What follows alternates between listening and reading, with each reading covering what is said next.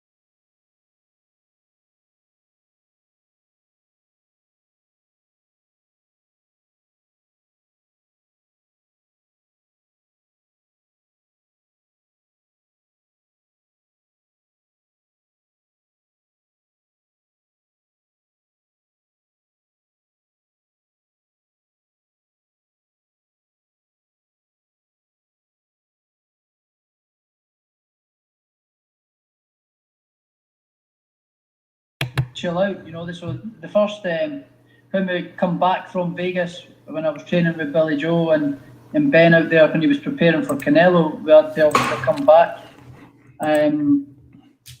I got home, and I took like 2, 3, maybe almost a month, sort of just relaxing, just completely chilling out and switching off from boxing. Spent some real good time with my family, and my loved ones, that I never really got to spend before, So I just chilled out and forgot about boxing and recharged my batteries, and it was a pretty good time to sit and reflect and what I'd achieved in the sport in such short period of time, So I got a good sense of pride. It was the first time I ever got to sit back and sort of realise what I'd done. So after like 3-4 weeks of not really doing much at all, I got back into training, back hitting the roads, back in the gym. I built a gym out in my garage in the house. So I built a good state-of-the-art gym, lots of treadmills, weights, and a couple of bags in there, and all sorts of equipment. So I started get working out again, get fit, and then speaking to Ben, and during that time, and we figured out that during lockdown, Spain was still open for training. There was no really any restrictions, so we booked the first available flight from Britain over to Spain and trained over there for a good month, and then we come back here and straight into training. So we've been back here for the last 3 months. So it's been great. It's actually been worked out in my favour, I think. With the new coach and new setup that I've got. I've settled in really nice now, and I feel at home. And Ben and I are really clicking and getting on like a house on fire. It's starting a really good friendship. So we're really happy with the way things are going, and I think it's actually worked out in my favour. Yeah. Thank you, John. And my apologies for butchering your last name. I'm sure I'll do it again. So my apologies in advance. Also, next up, we go ahead to the Athletics' Sarah Shepard. Sarah, please unmute and ask when ready. Thanks, guys. Hi, Josh. How you doing? Yeah, good. Thanks. Yourself? Yeah, good. Thank you. So this will be the first time in 16 pro fights, in your whole career that there'll be someone new in your corner. Have you spoken to Ben about, the approach that you like to take in between rounds, or is that something that you kind of figure out as you go along on the night? No, well, we've spent a hell of a lot of time in the gym together now, so and then sparring, we work on what we do, we train how we fight. We do everything. We do everything in the gym how we do on fight night. So on fight night, nothing's going to be any different. We've worked with each other long enough now to understand what I like and what I don't like, and what he likes and what he doesn't like. So it's not going to be an issue that at all. We're working in the gym and working with each other every day. So that's not going to be an issue at all. Thank you, Sarah. I'm going to try to get to everybody's questions, but there's a long queue, so thank you, everybody, for raising your hands. We will go ahead next to Danny Flexen. Danny, please go ahead when ready. Danny Flexen, you're on Joan Morris. Yeah, sorry, I was unmuted, but my video wasn't on. How you doing? Hi, Josh. Hey, Danny, how you doing? Yeah, good, mate. You? Yeah, good, thanks. Good, thanks. Good. Just wanted to ask about the recent addition to the gym of Lee McGregor, who's someone that you've worked with as a stablemate in the past several times. Has that kind of given you guys a bit of a boost? Are you even happier now in camp that you've got a friend with you? Yeah, you've answered your own question there, Danny. Yeah, 100%. It's good to have one of my close friends in the gym with me again. As a stablemate, it's good having another fellow Scotsman in the gym, and a guy from the same city as well. So we're going through this journey together again, and we get to spend some good quality time in between training sessions and things like that. So yeah, it's great. It's great for morale in the camp, and great for Lee as well. He's a great young and up and coming fighter himself. So it's great for him to be in the camp with myself, and learning from me and taking things on board from learning from me. So yeah, I think it's good for the two of us, really good for the two of us, and good for morale in camp for sure, 100%. Yeah, and I think Lee's going to go on and do great things in the sport. I think he's got big titles ahead of him. He's fighting he's already British and Commonwealth champion in only 9 fights. So he's now fighting for the European champion in his 10th fight. So he's got abundance of talent, and I think he's going to go ahead and do good things in the sport. So yeah, it's great having him in camp. Yeah, 100%, Danny. Thank you very much, Danny. Next, we go ahead to Jordan Elgott. Jordan, please go ahead. Hi, Josh. Yeah, Jordan here from BBC Sports Scotland. I know you'll be totally focused on this fight on Saturday night, and I think since every fight, every interview, you've been asked about Jose Ramirez. Already, we've had Bob mention him next year. But I think that's because he's the next big fight. That's what people view it as. But if we look on the other side for Apinun Khongsong, this is his big fight. So how dangerous is that for you? His mentality going into this fight? Yeah, it's very dangerous, and I've actually, said this a couple of times in a couple of other interviews that, it's his big chance to really change his life, not only to become world champion, but unified world champion, because he's getting the chance at 3 belts. He's getting the IBF, the WBA, and the Ring magazine. So it's a massive opportunity to really change his life.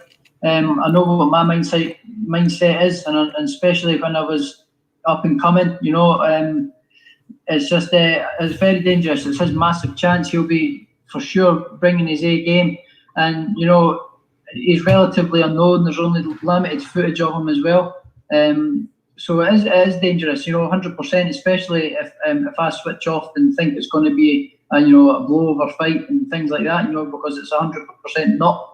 It only takes one punch in boxing, and you've seen it happen in recent history a couple of times. So I've got my eyes firmly on the prize, and that's on Saturday. I'm not thinking about the next fights or the next whatever's happening next. It's all about Saturday and getting the job done and getting the job done well, and that's what I want to do. Thank you. And then next we move on to Gareth A. Davies. Gareth, please shoot when ready. Good afternoon, London calling here. Bob, hello. Josh, hello. Ben, hello. Evan, hello. Hello, Crystal. Good to see you not in swimwear today. I just wanted to. Crystal was in swimwear last time by a pool. I just wanted to ask, just to rewind a little bit.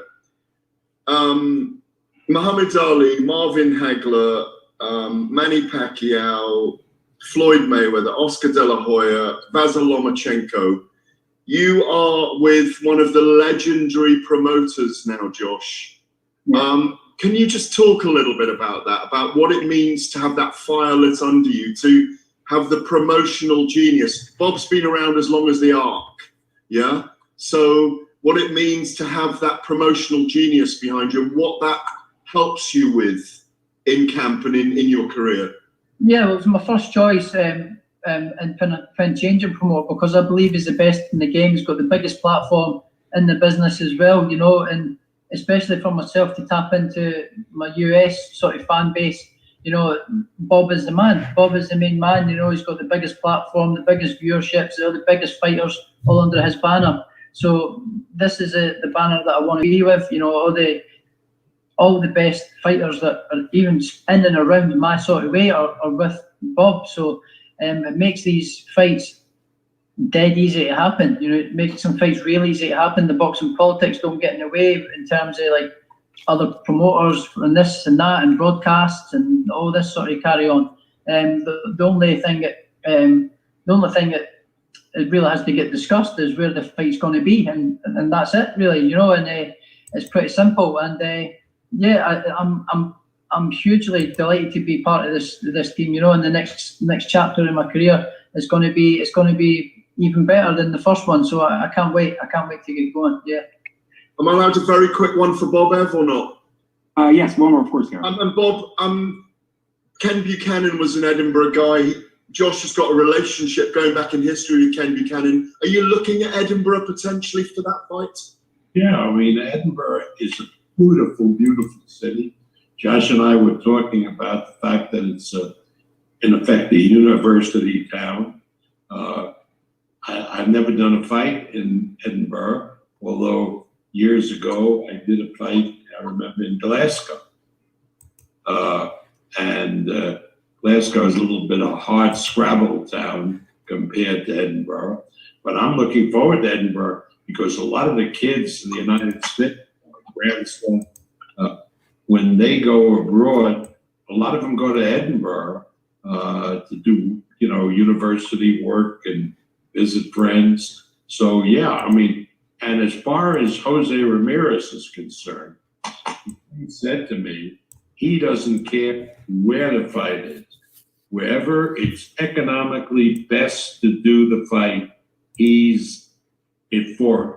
Whether he means him going to Scotland or to London or doing it back in the United States, wherever the fight makes the most sense, the fight will happen. Josh has, of course, a job to do on Saturday. That's a funny thing, Eric. You got this Thai guy who looks like he's heavy-handed, but who has he really fought in his career? Most of his opponents are unknown to us, but he looks like he's a big puncher.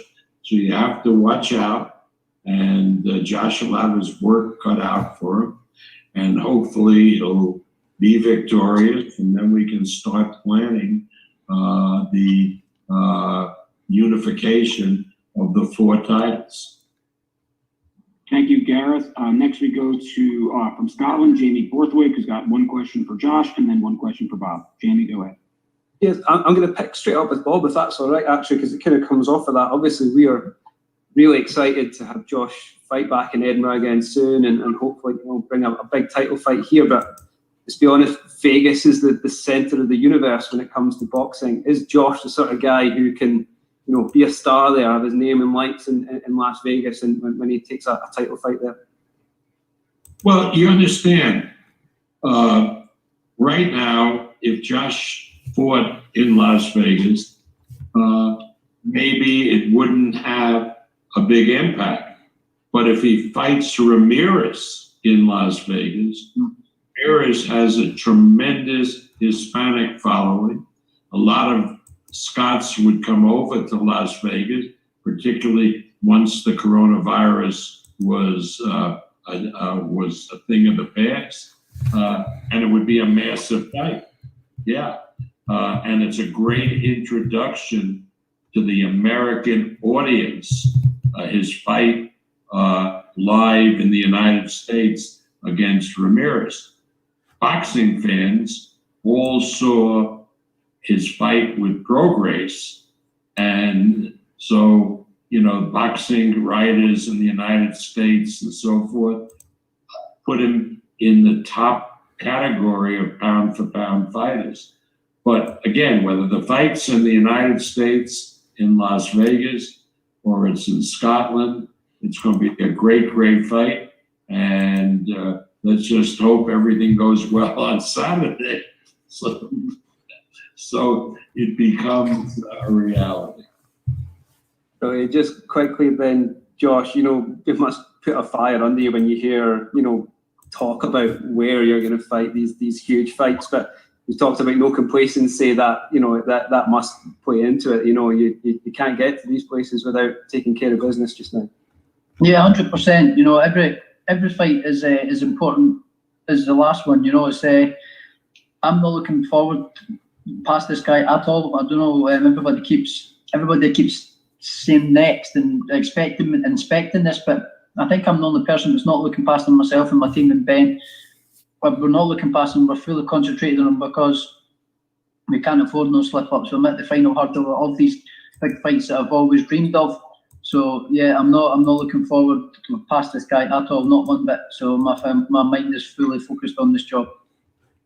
Thank you, Jamie. And next we move on to somebody that Josh will be meeting very soon. ESPN's own Bernardo Osuna. Bernardo, go ahead. Hey, Josh. Good to meet you over this medium at least for now. Looking forward to actually having you in front of us and having these conversations in the lead up to whatever fight comes next. But I'll be calling the fight on Saturday here in the United States on ESPN Plus, and I'm really interested to know, and this question is for you and Ben Davison, what have you guys specifically been working on? Because when we look at that amazing fight that you had with Regis Prograis, you were able to bully the bully and really do some different things in the ring. But I know that there was some concern in terms of developing defensively footwork. What have you and Ben been working on specifically for this fight to turn you into that complete fighter that you know you can be? Well, that's when you just need to wait on Saturday and see. We've been working on a lot of things. It's not just one thing. We've been working on loads of things. Just brushing up on the skills that I already have. And making my strengths even stronger and making my weaknesses a little bit stronger as well. We're working sort of in all areas. We're working on improving in all areas. So you'll see on Saturday that what we've been working on and what we've kind of been trying to do and achieve in recent times, so you'll see that on Saturday, and it'll be a good performance. I feel I'm going to run a good performance. I ask Ben a question. Yep. Ben, so you saw what Josh could do on tape, maybe even in person before. What surprised you the most about what he's capable of doing in the gym, the way he picks things up, and his IQ? The biggest thing that actually impressed me is actually the way he sets himself goals. Someone that's achieved what he's achieved in just 16 fights.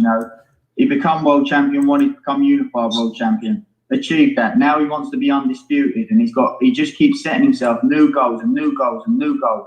And that for me is something that often a lot of fighters lack when they get to the top level. You don't really see fighters. And a big part of it is believing in themselves, and Josh believes in himself, and that's a key trait to have if you really want to keep going on and achieving more in this sport like Josh does. Thank you, Ben. Thank you, Josh. Next, we go over to Jake Donovan from Boxing Scene. Jake, you should be unmuted. Go ahead, sir. Great. Thanks, Evan. Hey, Josh, I wanted to ask, because I know you're not looking past Khongsong this weekend. I just wanted to know, what are some of the things you believe that he does well that maybe some of the fans who aren't familiar with him are perhaps overlooking? He's got good timing. He's got an unorthodox kind of unrhythmic bounce. But he's good at luring his opponents in. On top of that, at the back of that, they think he's not ready to punch or in position to punch, and then springs an attack when they come in to go attack him and see if he's not in punching position. So he's very got good timing, on the unorthodox kind of rhythm, and punches through the target, and looks like he's sort of heavy-handed. He's got the same record as me, but one more knockout, and he looks like he punches through the target and is quite heavy-handed. So we're fully prepared for Saturday, and we're expecting a tough fight, and a guy that's going to have good explosive power in front of him, and a hungry guy. So we think it's going to be quite tough going, especially early doors. So we'll see how it goes. We'll see how it goes on Saturday. But I think ultimately, I don't think it's going to have nothing that I've not seen before. But we just need to wait until that first bell rings. Okay, great. Thanks for that, Josh. And I wanted to ask you too, since the World Boxing Super Series has obviously changed your life, if you had any thoughts on the cruiserweight final, which is finally happening, actually the same day as your fight. Yeah, I know, it's a bit of a pity I'm not going to be able to watch it, because all the WBSS fights and finals have been great, entertaining fights, and I think that's one of the good concepts about it. It provides top world class boxing without the boxing politics. It's the best be the best, and it's an amazing concept. I think it's really good, and I hope it continues for the future. Thank you, Jake. And next we go to Chris Ridgway. Chris, go ahead, please. Chris, you're up. Yes, sir. Hey guys, Hey, Chris, you're having problems. It sounds like you're on a spaceship, Chris. Chris sounds like he's in the back of a Hooters.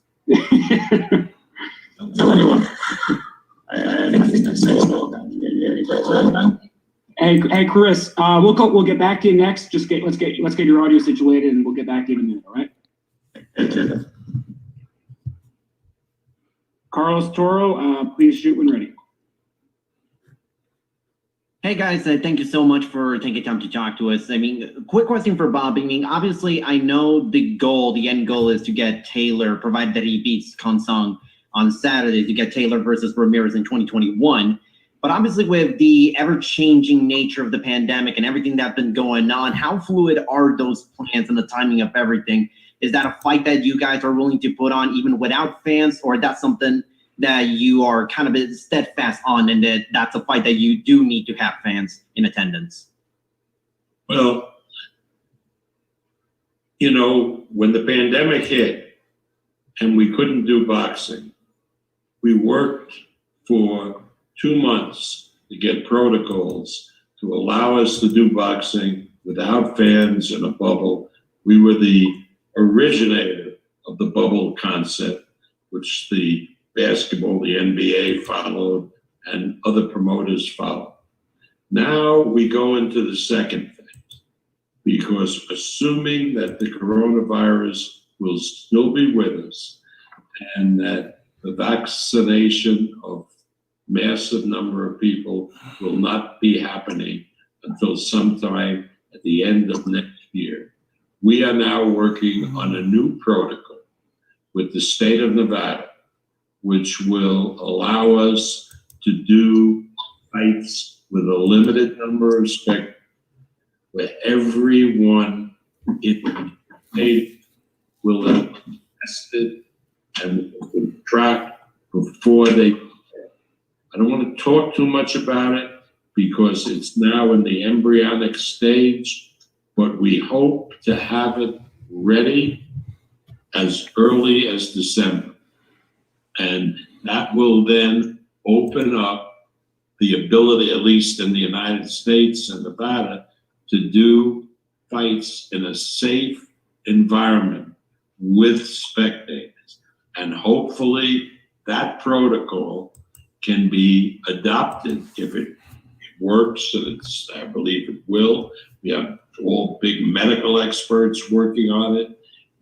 In the United Kingdom, I had a talk this morning with Eddie Hearn about the fact that once we get this protocol approved and up and running, we're going to send it to him so he can have the British Boxing Board review and hopefully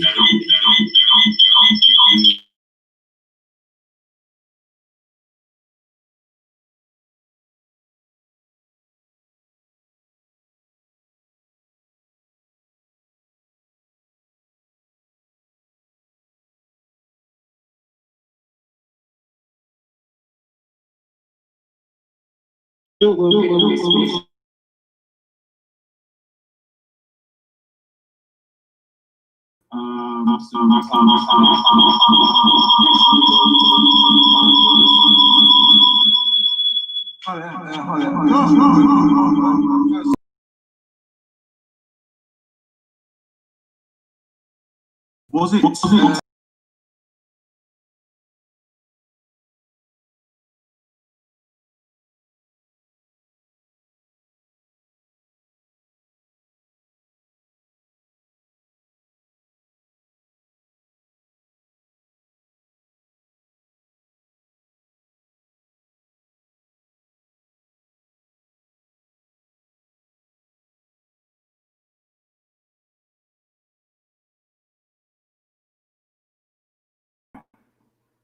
Yeah.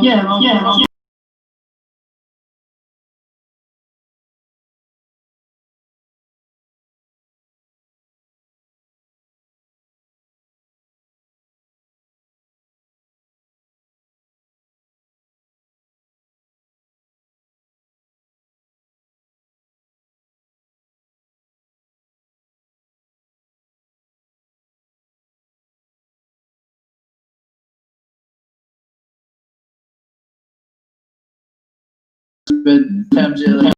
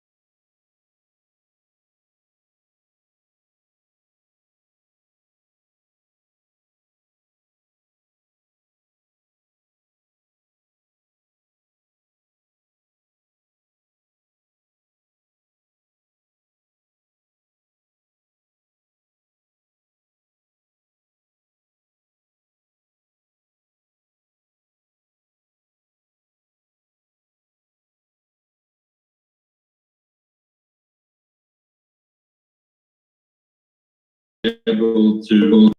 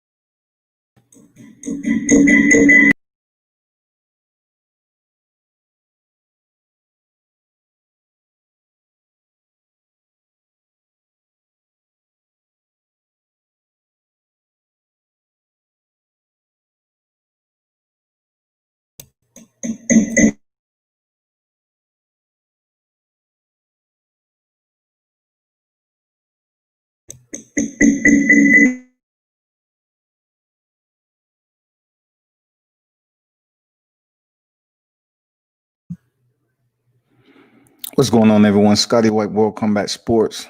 I'm not sure if you was able to hear the back half of, the broadcast or what have you, but it was a Zoom call with undefeated JoshTaylor, who's going in there against Arum Khongsong. I was definitely trying to get back into, the top rank in the Showtime Zoom calls, even though they're not the most interesting. And you may not, hold on for a second.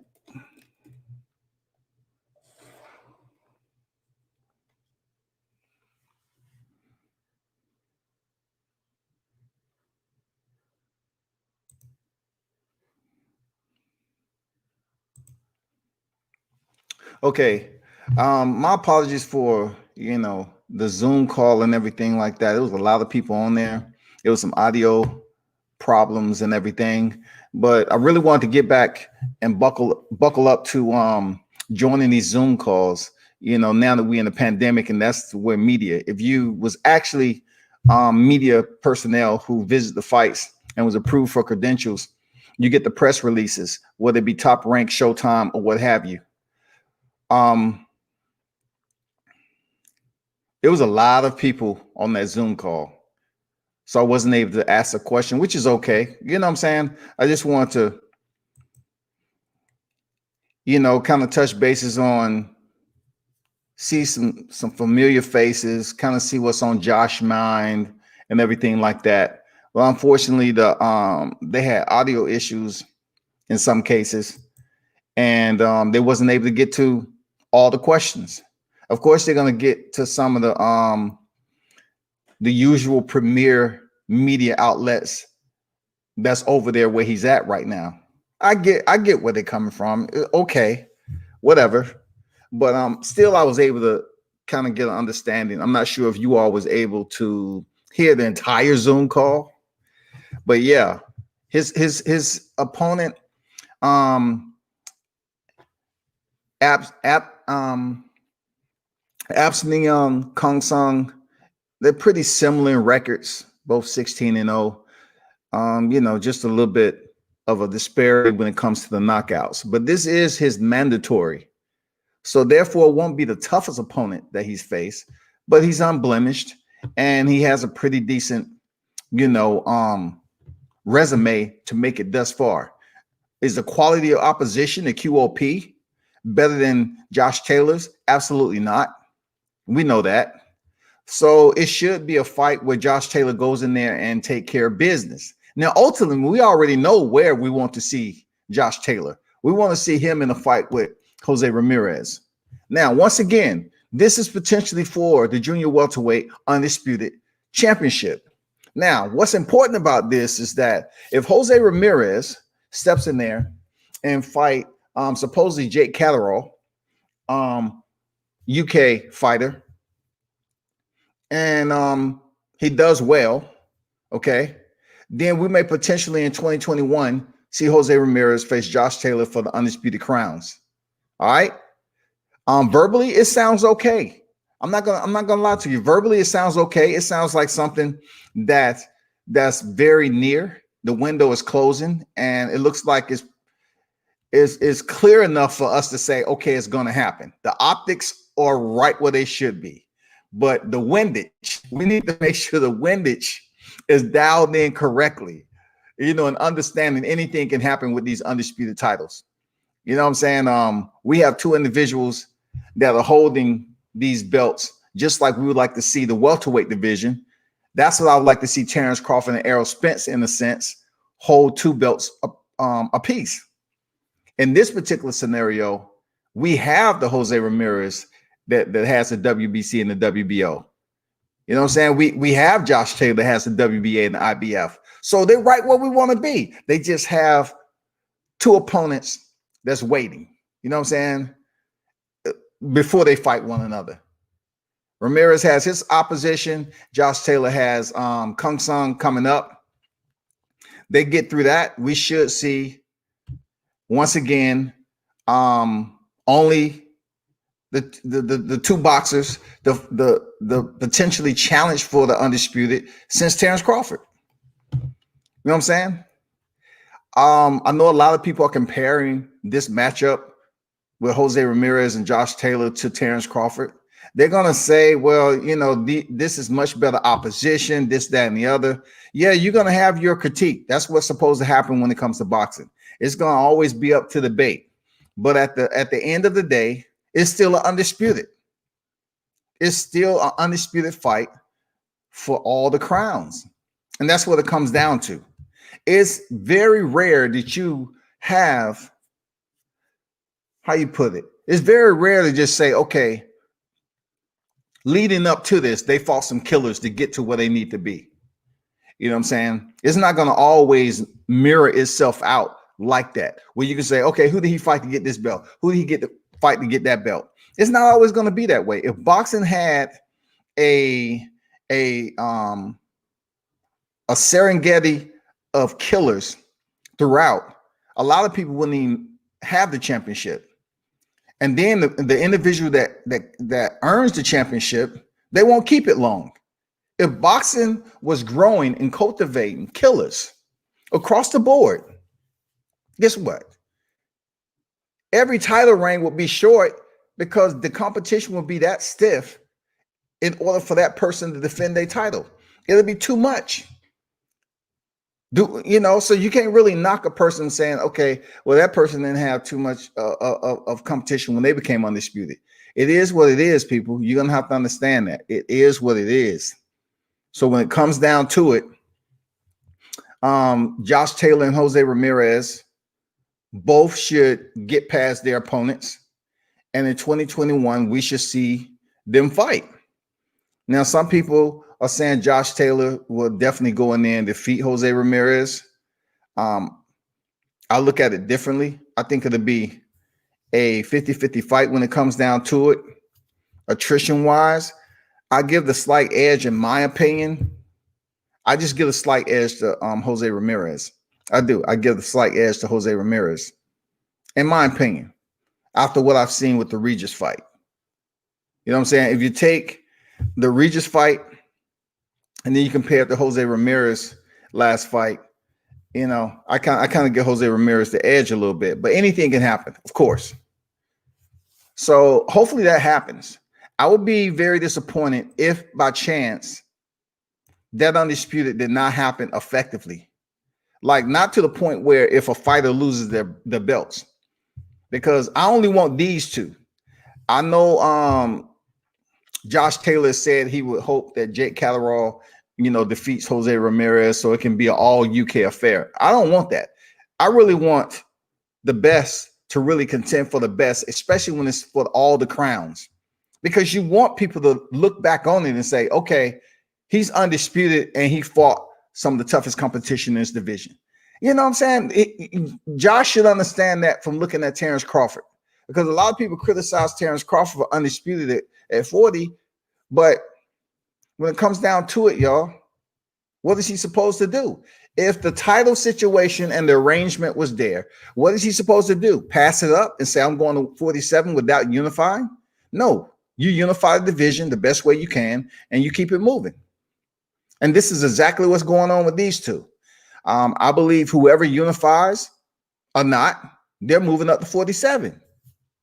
So what better, parting gift to give to yourself than to become undisputed and move up to 47 and try to make a name for yourself there. So, that is a bout we look forward to in the near future.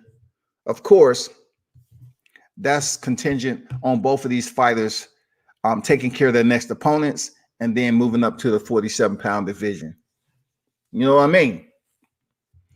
mean? Everybody who stopped through, man. M. Greg 64, salute to you. Rob was in the building. L Dub, what's good? T Jordan, Connor Loco Sports was in the building. I know this is not the most entertaining, but guess what? For me, it is, because I get to hear the incoming questions that people have. As media, you kind of learn from other people who's been in the game longer than you on a different platform, a higher platform. You know what I'm saying? Some of these media platforms, they have teams behind them. They have teams. You know what I'm saying? And they've been basically interviewing fighters and in the media biz for quite some time. Now, I'm gonna be honest with you. Like, the point in time when I was writing for certain individuals, right? It wasn't the fact that I didn't want to do it. It's just kept me isolated in that bubble. And I wasn't able to go out here and talk about the sport more than I would like to. So, of course, when you write, you have editors, and then they edit your article and then they put it out, right? But that doesn't, but you cannot sit up here and verbalize yourself as if you're getting behind the mic and discussing or having a dialogue about boxing and MMA right here in front of the camera. It's not that way. You have a certain amount of lines that you have to abide by within the format. Word count, you have to make sure your word count is within the guidelines, because you can't have an extended article like that for them to edit and so forth. So it's really condensed. You really have a condensed version of what you really want to say. And you have what is called a quota. So when you're putting out articles, you have so many you have to do a day. Now just imagine that. Sports, and you have articles that you have to write a day, per day. So therefore, it's it's according to how fast you are. You get on here, write an article, you submit it, it goes in for edit. Boom, write another article, boom, boom, boom, boom, boom. That's the process all the time. So if you got sports and you're designated to write on this, boom, you submit your article and submit it. I mean, it's distributed, right? It's put out. Sometimes you have to make corrections and it takes a while, man. So long story short, it's just not a bubble that I would have liked to be in. Even at this point, if you visit my website, worldcombatsports.com, I don't write as much as I would want to. It's slowly getting back, but I think I did it more when I was actually going to the fights, seeing what I was seeing, the build up and everything, and then coming back and actually having some content that I've visually seen while on site, being in the field, talking to the fighters. You had the personal interviews, and then you'd be able to write the articles and so forth. But it is what it is, man. Times has changed for a little bit, and we'll see how this plays out. You know what I'm saying? We'll see how it plays out.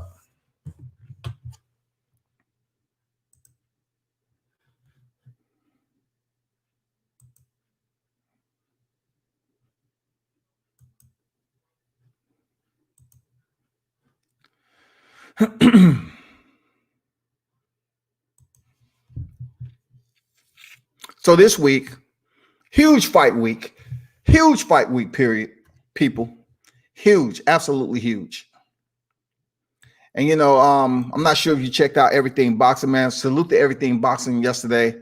Had another fire podcast, and he was talking about the Gary Russell situation. But off topic, end up speaking about the Charlos. We kind of discussed kind of the Gary Russell and Devin Haney situation and what's next for these two individuals. And we kind of talked about the Terence Crawford, who he's fighting next, or will it even happen? But really the big talk when it comes to boxing is this particular weekend, which everybody's been waiting on, man. The anticipation has been, temperature different coming up for this fight. The interest is more so much better. Why? Because you have both of the Charlos once again fighting on the card, which they're trying to split up in two different cards.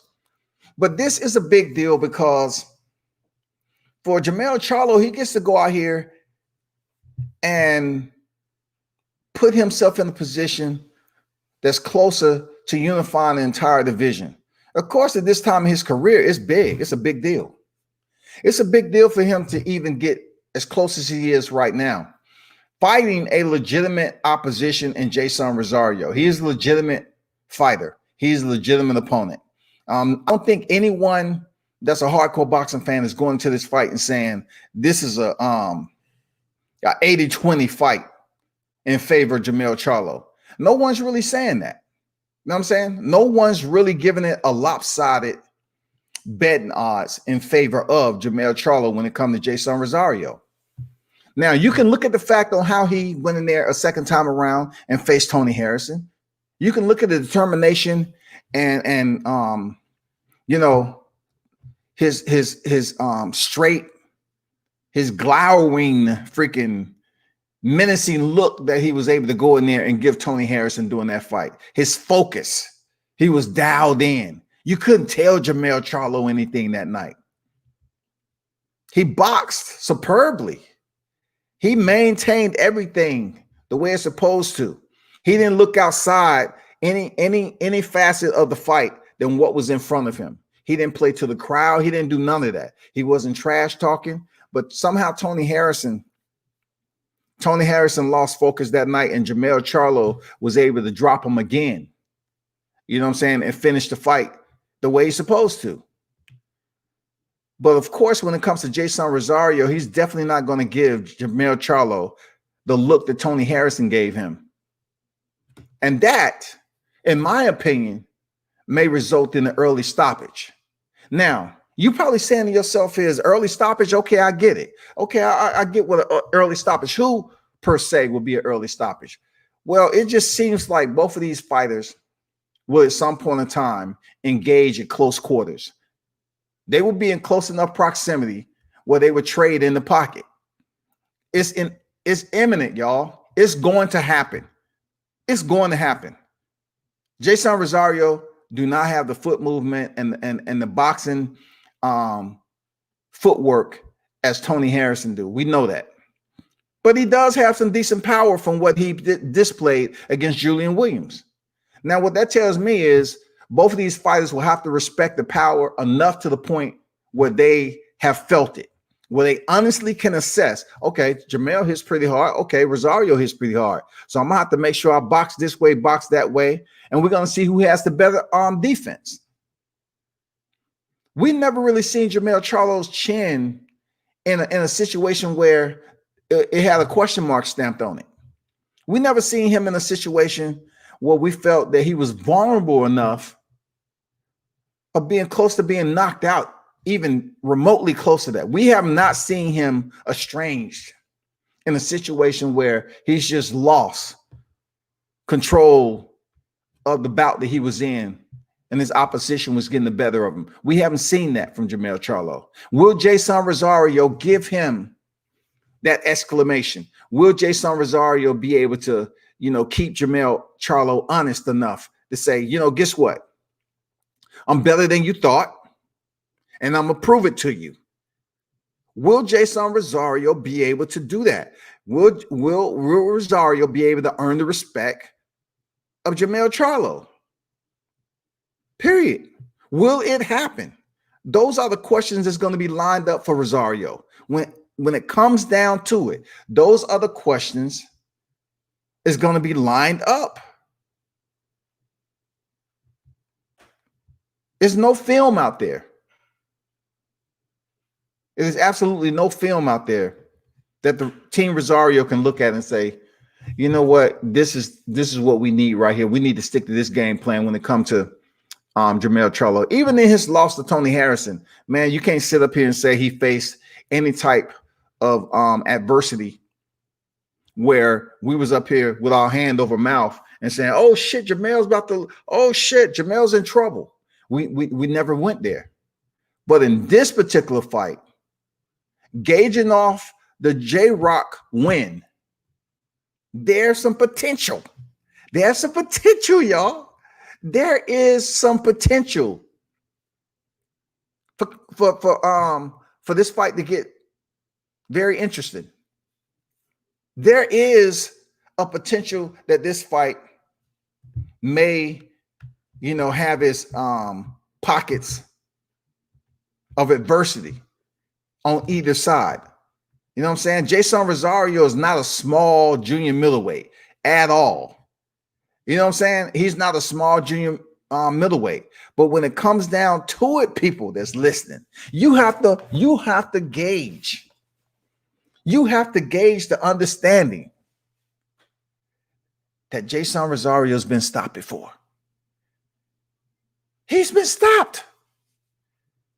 Now, of course, people are going to say, well, WCS, you have to understand he wasn't in a full camp and his training wasn't the way it's supposed to. It wasn't at the level of stability where he would like it for us to say, okay, we can gauge, we can basically pin this to Jason Rosario's career, that he was just beat that night.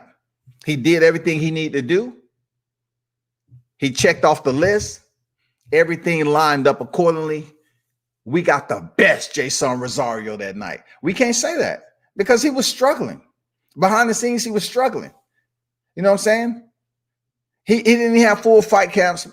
You know, he was in there taking fights on a short window. You have to take in all that consideration, you know, with him not having the best trainers at this point in time. You know what I'm saying? And the support team around you. It's been several fighters that started off their career and they had a tough go at it. They had the low crawl. You know what I'm saying? They had the absolute low crawl and put themselves in a situation just because they mentally thought they can go in there and get the job done.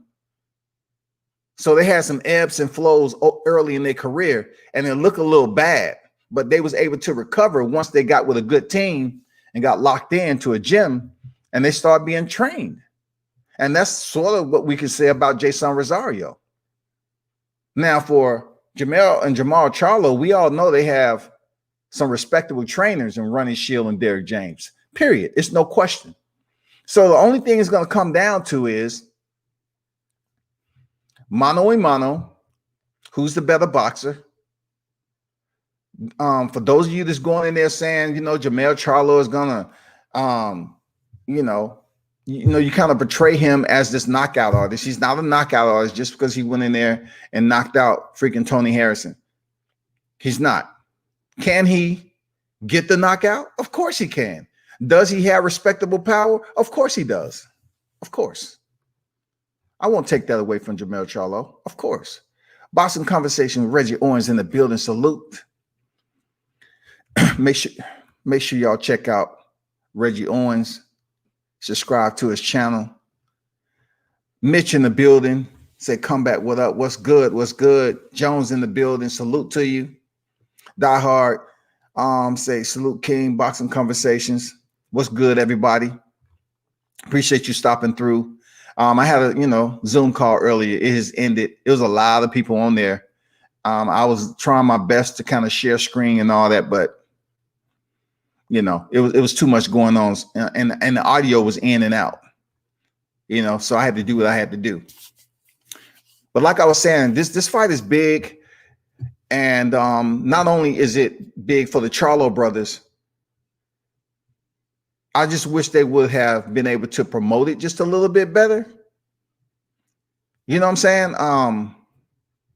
I wish we could have experienced some interaction with the Charlo brothers on here, on new media, old media, whatever you want to call yourself, here on YouTube. It would have been great if we have had the opportunity to speak with either Charlo, instead of seeing them beefing and getting personal and seeing how they living. I commend you for where you living, brothers. You know what I'm saying? I commend you for that. That's not really my concern. But when it comes to the boxing and combat sports in general, it would be great if I can say, okay, they're willing to tune in to Reggie Owens, a Boxing Conversation, everything boxing. You know what I'm saying? They willing to that nature. You know what I'm saying? But we can't say that about the Charlo brothers. That's all I'm saying. Take full advantage of the pandemic. Take full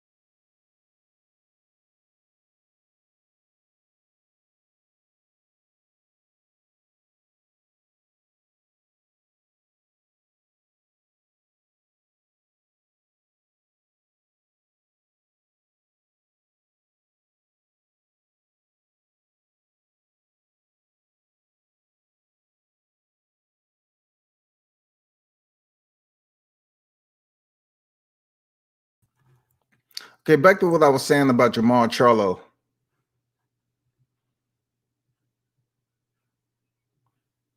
Arguably, we can say that Sergey Derevyanchenko should be the IBF champion. We can say that.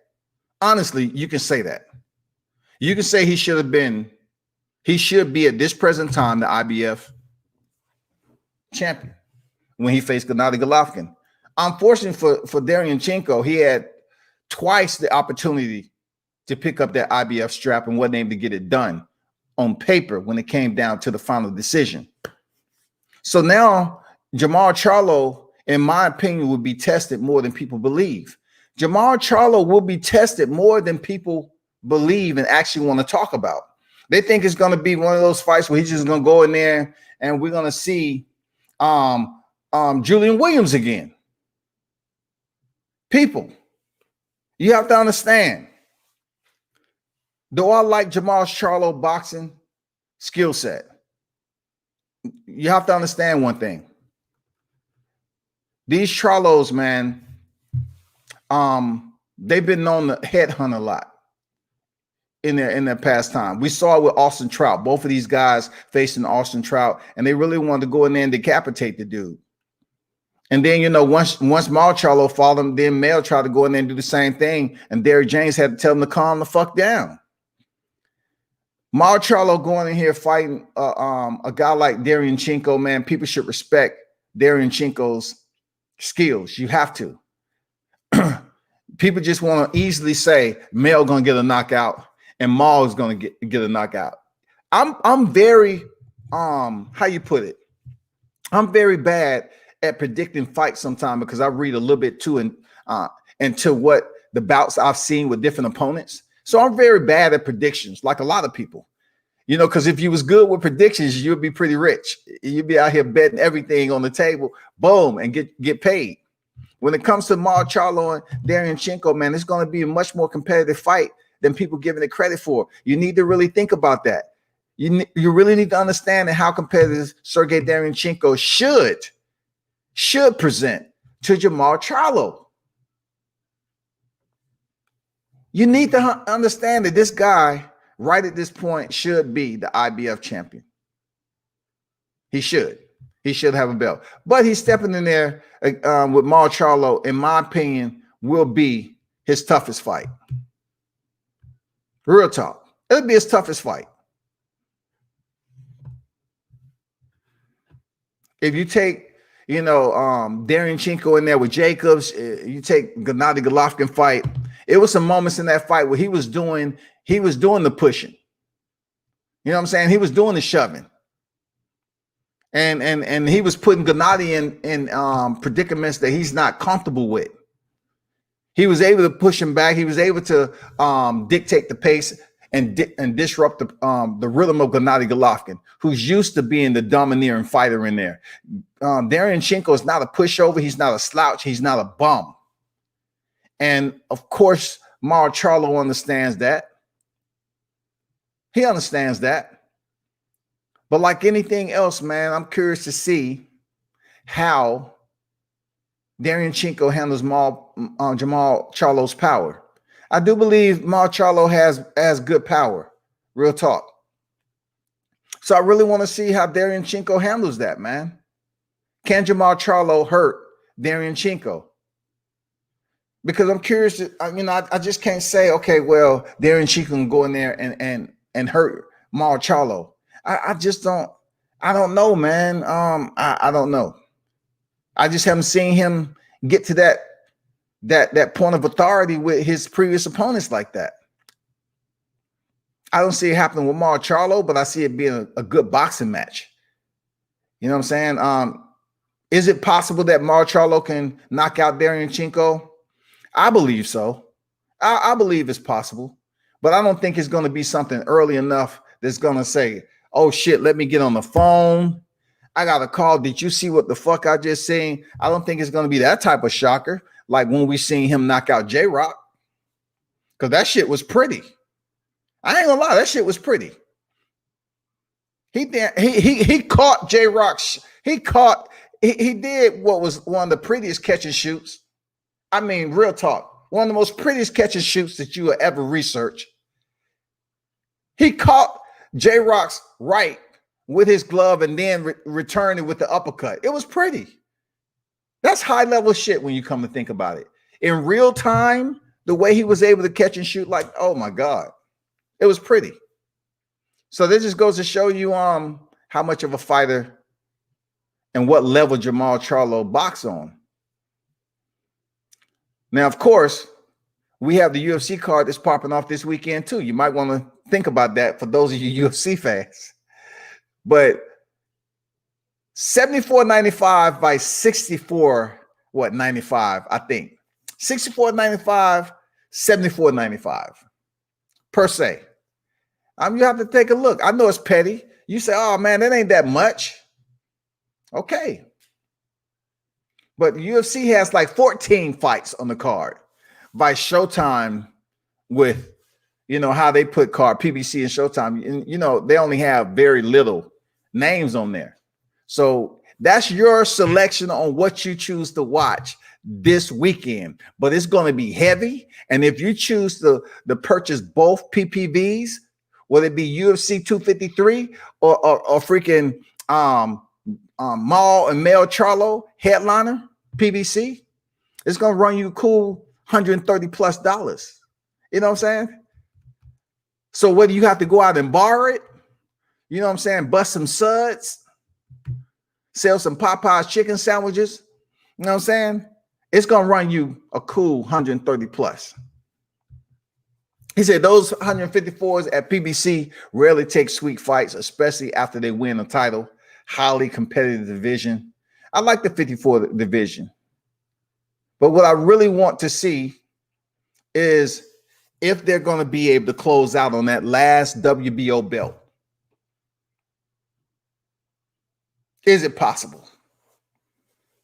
Is it possible? Because Teixeira is coming out of his mouth and saying, hey, I want to go for all the titles.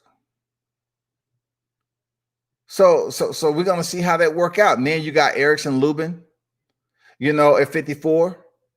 He's coming off that loss, that Ambien fight against Terrell Goucher. I don't know. Seeing him get hurt in the late rounds like that, to be honest with you people, with minimal criticism,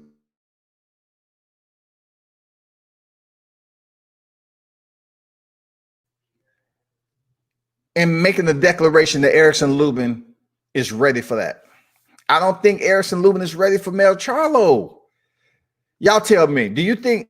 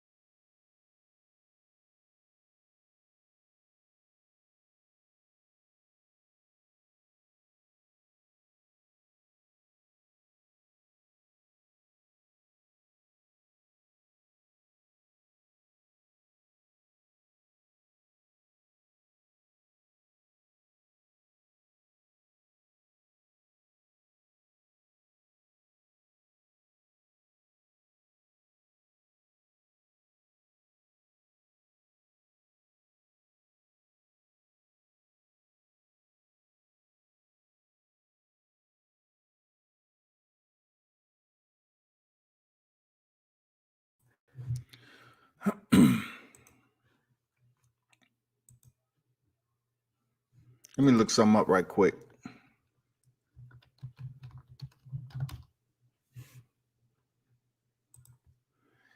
Do y'all think Erickson Lubin ready for Jermell Charlo again?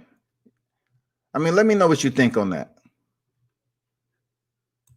I mean, it's not to sit up here and discredit or anything that Lubin has going on, but do y'all believe after his previous performance that he's ready for a fight with Jermell Charlo, a rematch?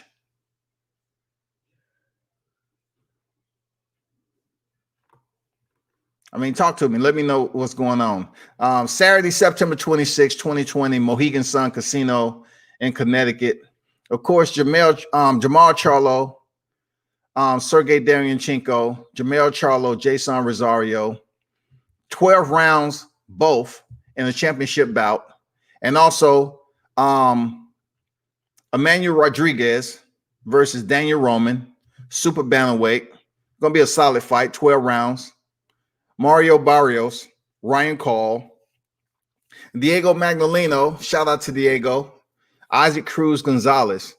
Now this is what I'm saying about this fight. Is a Showtime fight, I understand, but it's light outside of the Charlos. It's light. But still, once again, the hardcore boxing fans, the mainstreamers, they'll look at the fight card regardless. It's light in a sense of, how many of these fights I really want to just lean into and say, oh man, I just can't wait to see that fight. It's a light fight card. It's a light fight card. I'm not gonna lie to you. It's light. And then the next week, October 10th, man, you got Malik Hawkins, the Iceman, back on deck. Shout out to Malik. Sergey Lipinets back on deck. And of course, in October, man, the big fight that everybody's talking about, sort of, kind of, is Leo Santa Cruz versus Gervonta Davis. Both titles are on the line. And the huge question is, would Gervonta Davis make weight? I really don't care. It's up to him. It's his responsibility as a fighter and a grown-ass man to understand he is a professional prize fighter. You have to make weight, Gervonta. You have to make weight. Man, you have to understand the dig deep, suck it up, be disciplined, listen to Floyd or whoever, Calvin Ford, any one of your trainers over there, Kenny Ellis, just buckle down and come in here and let us see the best Gervonta Davis. So people can really start saying, you know what? Hey, man, after seeing that Leo Santa Cruz fight, Gervonta Davis, he can lay claim to one of the best lightweights in the game. Even though his fight with Leo is at 130, his performance is definitely going to weigh heavy on how he mixes up when it comes to the big names in the lightweight division, period. Right now, we got the Teofimo Lopez and Vasily Lomachenko. Yeah, that is for all the crowns. It comes up that short. I really don't want to get into how the WBC is sitting up here just blowing smoke. It's like a hookah shop, man, like a cigar shop. The WBC is just coming up with whatever they choose to with this franchise green panty title. But we all know, and I really don't want to get too deep into it anymore, because I've heard Lopez Sr. say it twice, 3, 4, 5 times that they win, they're going up to 140. So it's really going to be up to Haney them on what's left for them to fight for. Whatever vacant titles are out there for Haney to get a big fight and fight for a title. That even blends in a little bit more. If that is the case, then he moves up to 140. That puts us in a different frame to potentially see Haney Russell fight for a title, a unification. One title is vacant, and of course, Haney has his WBC world title. So we can see that potentially happen. It all depends on how they, and Gervonta is going to be in the mix. Gervonta is going to fight for one of those titles. Then you're going to have Ryan Garcia and Luke Campbell in the mix. You know what I'm saying? It's a whole lot of dogs right there. It's a whole lot of dogs in the lightweight division. That division, oh my God. And we ain't mentioned a dog that's sitting outside. You know what I'm saying? Just roaming around, but yet he got his eyes on who's inside the fence. And that's Shakur Stevenson. It's only a matter of time before Shakur Stevenson be in the 35-pound division. It's only a matter of time. And people really should understand the danger that he presents as far as being one of those fighters that can shake everything up. Seriously. The 35-pound division is the hottest division right now. It has so much potential, unfucking believable. Mitch say, I'm not sold on Lubin yet. Shout out to Line Killer Podcast. Salute to you. Y'all make sure y'all subscribe to that brother. T. Jordan, I agree. Not being sold on Lubin. That's all I'm saying. I'm not trying to discredit the brother as having a legitimate chance to come back into the conversation and challenging Mel Charlo for a title. But what I didn't like about him is that you walked us, you basically took us through a Sunday stroll in that fight. You know what I'm saying? You took us to a Sunday stroll. It wasn't much going on. It was carefree and shit. And then you get hurt later on when you do engage. How? How, bro? I know you was able to recover, but how are you going to take us on a Sunday stroll and then somehow walk into the wrong neighborhood? If you didn't want to engage the entire fight and you wanted to keep it safe, so to speak, like you said, with your coach, Kevin Cunningham, you should have kept it safe all the way to the final bell, like Sean Porter. Sean Porter, if he's in there for a safe fight, he pretty much knows. That's one thing I can say about Sean Porter. If he want to keep it safe, he does it from the first part all the way to the 12th round until he gets where he want to be. We've seen it with the Ugas fight, and we just seen it with Famela fight. I have to commend him on that.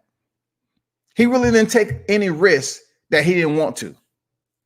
But with Lubin, when it started to get a little bit more active, he got hurt. I don't care if it's this much of him being hurt. He was hurt. And that tells me that, are you truly ready for Mel Charlo? Because it has to be in your mental cachet there, Lubin. It is. You think about that shot. You've looked at yourself trying to get off the canvas. The way you was trying to reach to maintain your base, to regain your footing. You was reaching for recovery. But neurologically, your body was telling you no. It didn't mechanically link up. The signal that you sent out never crossed over to the synapse, never crossed the synapses in order to link up with your physical components. Never.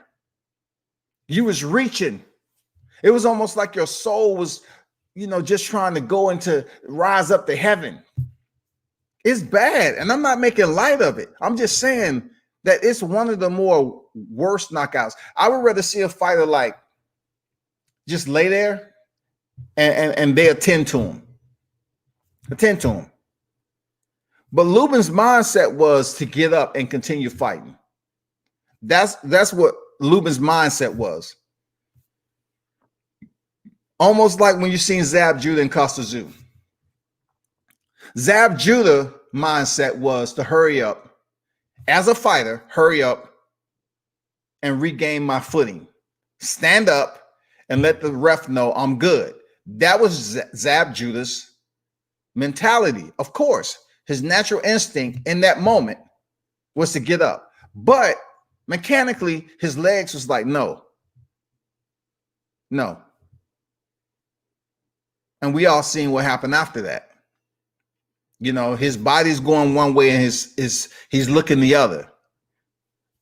And with Lubin, it's just seeing his hand like that, reaching up to,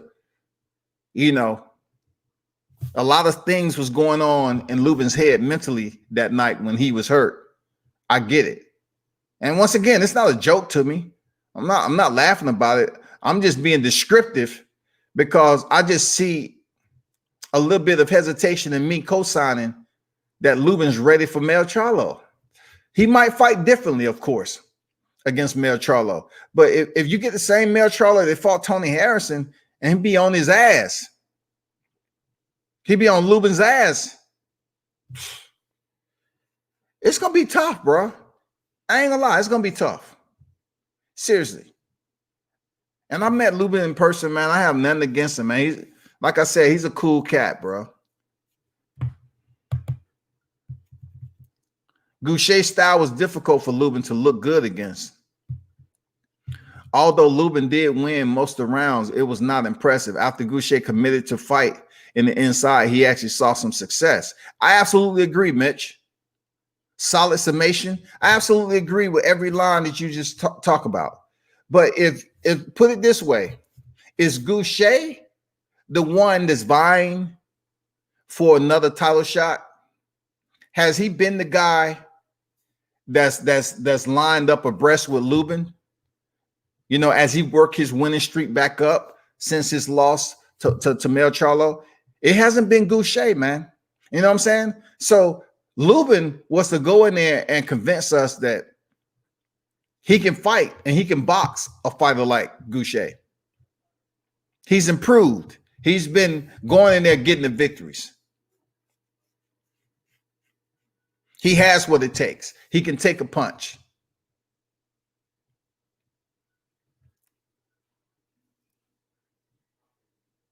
It's just some opponents you're supposed to go in there and box.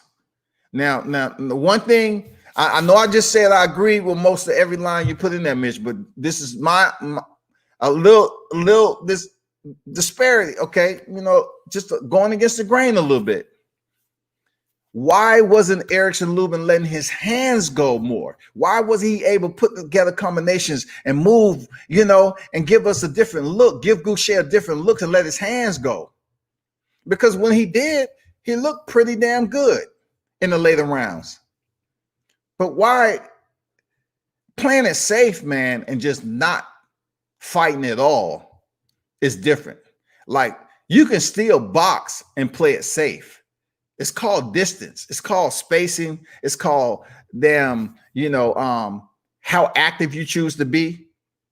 You know what I'm saying? Whether you're just going to work behind the jab and keep it that safe, or you're just going to make sure you right at a distance where you're not worrying about your opponent countering.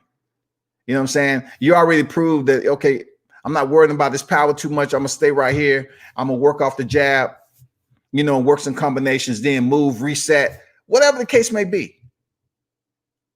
But to just not be active really at all and put away rounds was extremely boring. You know what I'm saying? It was extremely boring when you're trying to regain fans since your knockout loss to Mel Charlo. It was boring as shit. I ain't gonna lie, it's extremely boring, man. It was boring, y'all. It was boring.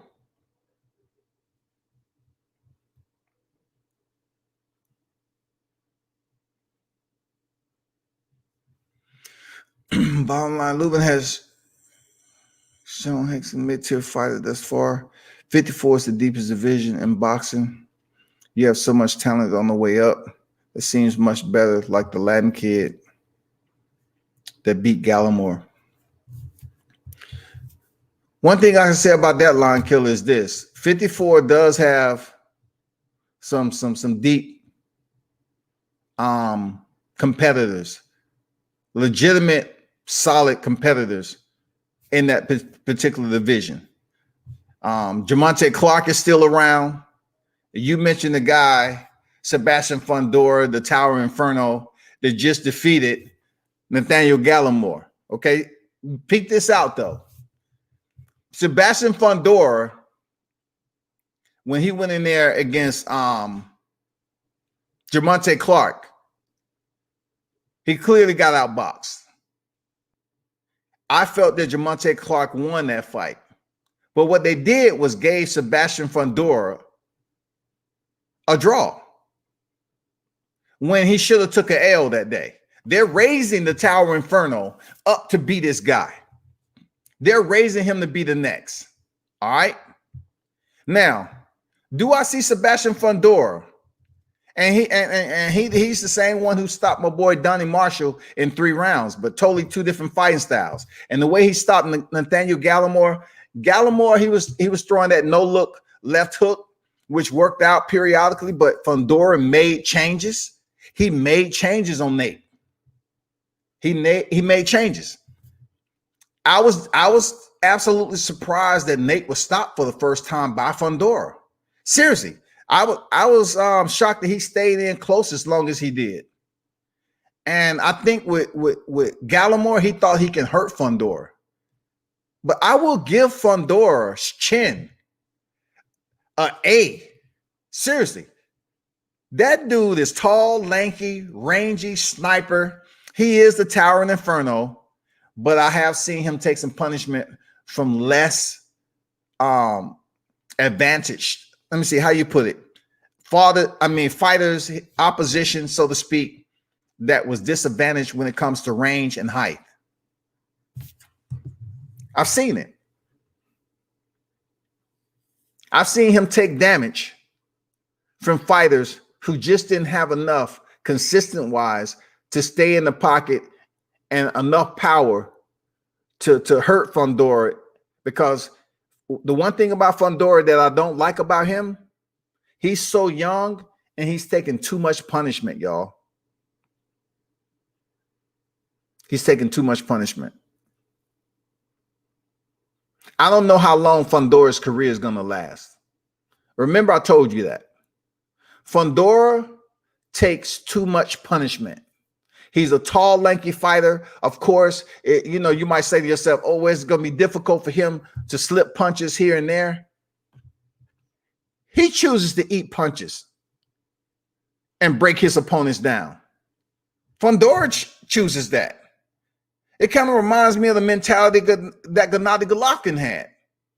Fundora, he needs to work on his damn defense and keeping his distance and don't choose to commit to be on the inside a lot. He chooses to stay on the inside like it's cold out. He's not going to have a long career that way, because you're trying to tell me if he gets a shot, this if him and Mayor Charlo ever link up. Because he's going to Teixeira route. From my understanding, he's going to Teixeira route. But let me look something up right quick about Fundora. I want to get this dude's last name.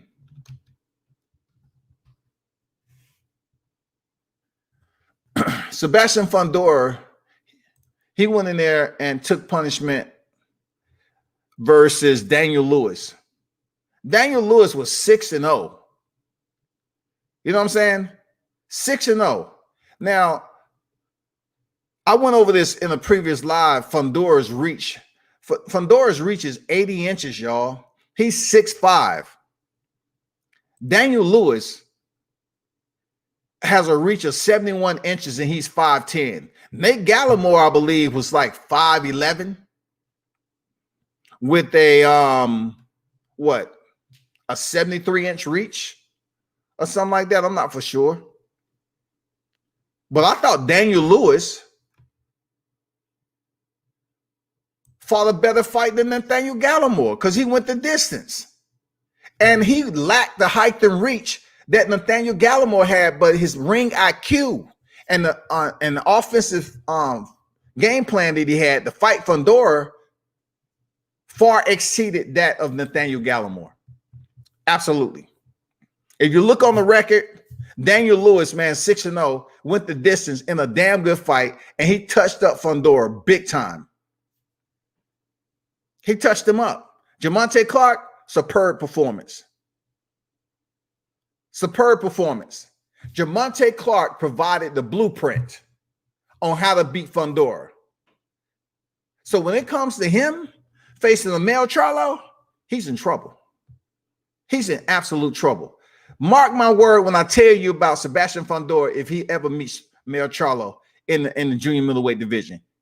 Jamonte Clark provided the blueprint on how to beat Fundora. And when you see a fighter like this, a Tower Inferno, who refuses to change up his style, who loves to give you that inside, that dirty boxing on the inside, to break his opponents down, I'm telling you, man, it's only a matter of time. Fundora is 15-0 right now with 10 KOs. I like Fundora. I like his grit. You know how he continued to press forward and everything. I like it. But what I don't like is his lack of defense.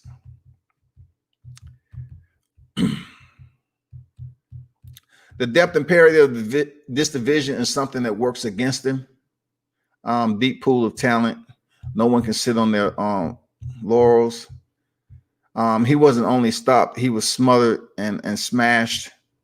Yeah. The one thing, if you're talking about Nathaniel Gallimore being smothered and smashed, he fought the wrong game plan trying to stay on the inside with Sebastian Fundora. I would expect him to take a look at the fight between Fundora and Donnie Marshall. You know what I'm saying? Because Donnie Marshall fought the wrong fight. Almost similar, the fight that Nathaniel Gallimore fought with Fundora. Almost similar. Almost similar. Seriously. Both fighters took punishment by trying to stay in there and establish themselves as a stronger fighter. They felt that they had enough and they were slick enough early on to get Fundora in trouble. And one thing about this guy that's amazing with Fundora, he has a pretty decent chin strap. You have to respect his jaw to be so damn tall. He's tough. Fundora is a tough mofo. Jordan say, I got mail at best 54 pounder. I'm going to tell you like this, y'all. Fundora is probably going to go that WBO route. It's going to be difficult. And I know that people will tune in for this fight. If Mel Charlo, just say Mel Charlo, or either Jason Rosario, whoever wins, if by chance they go in there and fight Sebastian Fundora, it's a problem. Now I'm going to give you one more. I'm going to give you one more nugget. Do you think Sebastian Fundora loses to Erickson Lubin? I'll wait. Do you think Sebastian Fundora loses to Erickson Lubin? General question, people. Talk to me. Come on, talk to me. Do you believe that Erickson Lubin can defeat Sebastian Fundora? Talk to me. I just need some input. I just need some input. I'm going to the 54-pound division right now. Because I'm going to tell you, I don't think Lubin can defeat Sebastian Fundora. Absolutely, unequivocally, no. So you have, where is he?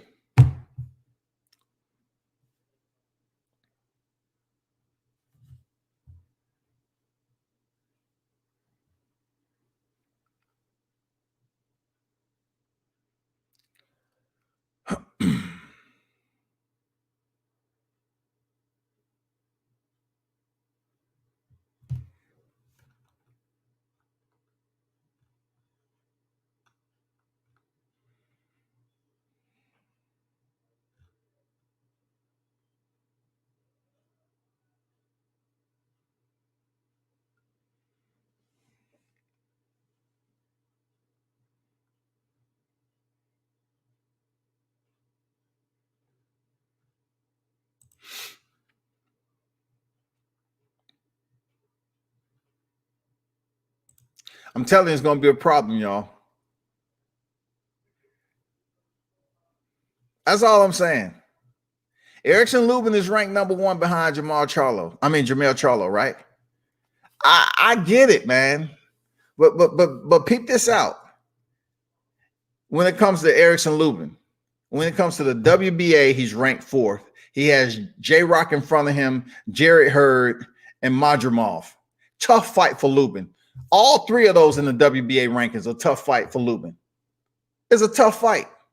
I'm not hating on Lubin, man. I have to say this because people are real freaking sensitive, especially when you black media and you got damn reporting on another fighter. But boxing consists of black fighters. Get it in your head.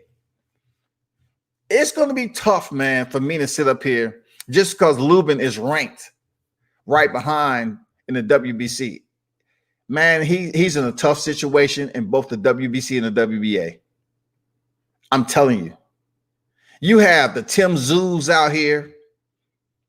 You know what I'm saying? That it's only a matter of time before we probably see him contending for a title. It's according to who they put him in there with next. Jarrett Hurd, we're looking for him to get back on track.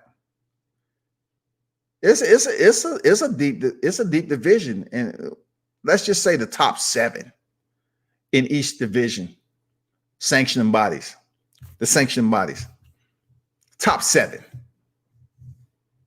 Let's say the top 7. More so to be definitive, top 5, of course. But we have some solid names like Hurd, Williams, Lubin. You know, we got the Liam Smiths is out there, Madrimov, Tim Tszyu, Castellano. And then not to mention, you know, you have Jason Rosario and Jamal Charlo. Whoever wins that is going to be unified. So that's going to put Jason Rosario, if he loses, back in 1 or 2, or either Jamel Charlo back in 1 or 2. I don't think they're going to drop outside of the top 2 just because they lost. You know what I'm saying? I don't see it. I see it playing out just like Sean Porter. Sean Porter lost to Errol Spence, and he didn't go anywhere. Danny Garcia lost to freaking Sean Porter. He didn't go anywhere in the rankings. So this shouldn't be any different. But it's tough, though. Allende, what's good? What's good? Fundora versus Lubin, great matchup. Man, I'm gonna tell you like this, IB.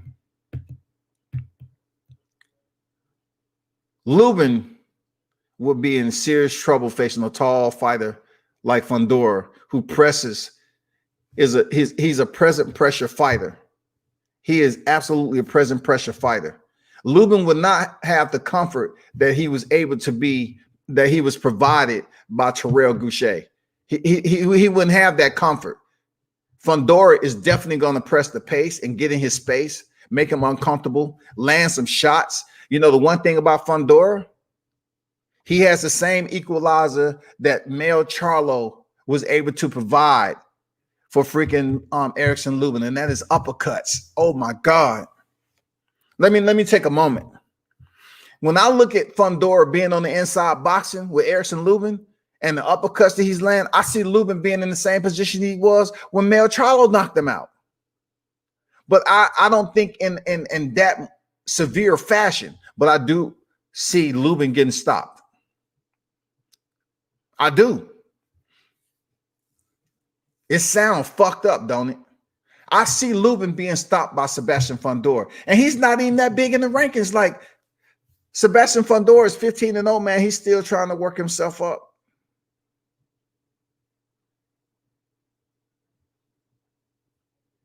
Man, the Towering Inferno.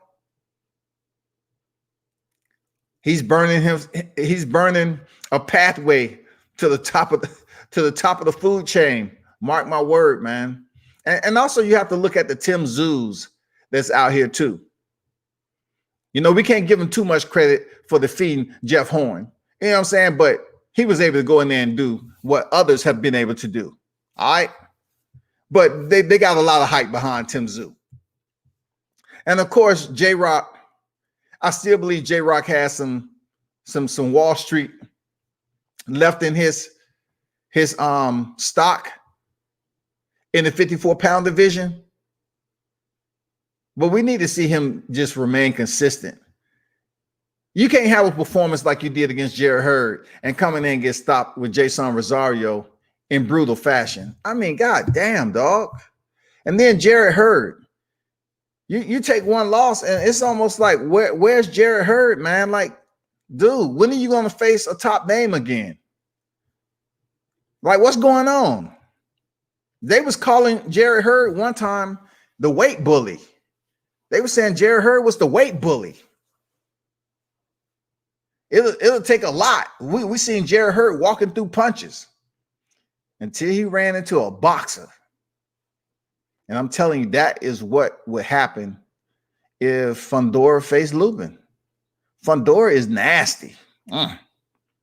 Lubin fight Saturday night didn't impress me. Not the hammer I'm used to seeing. Yeah, we're not seeing the hammer, bro, unless it's a damn Tonka toy, a plastic hammer that the kids used to play with growing up. That's the hammer I'm looking at. Like the hammer that you take, it's red, blue, a green, a yellow, and you know you can hit somebody in the damn foot with it, a head, and you're like, oh, stop playing, you know, stop playing. Oh, that's so cute, blah blah blah. You know what I'm saying? We're not getting that steel hammer, that mallet. You know what I'm saying? We're not getting the hammer when you do construction work and you do repairs around the house. He's not doing repairs in the 54 division. Seriously, not off that Goucher performance. To stay up that late and witness that type of performance, it was disappointing. It's not what I was expecting from Lubin. I was expecting him to set an example. And, you know, just like Mitch said previously, Goucher's style gave him problems. Dude, you rank high. You're in the top 2. You rank right behind Jermell Charlo. Where is Terrell Goucher? You trying to tell me his style was presenting problems for Lubin, who's trained under Kevin Cunningham? Like, come on, bro. Like, look at Jamonte Clark, man. Jamonte Clark is 13th in the WBA. The way he fought Sebastian Fundora, he would have gave Erickson Lubin some issues. Because Jamonte Clark can box. He can box. Sebastian Fundora is ranked ahead of Jamonte Clark in the WBA sanctioning body. But that's just crazy because Jamonte Clark had a draw, right? Why in the hell is Jamonte Clark ranked 2 fighters back and you have Dillian Sherratt and Tim Tszyu ahead of Jamonte Clark? How? He obviously came in there and was Sebastian Fundora's toughest fight to date, period. So why is there a separation in the ranking system under the WBA?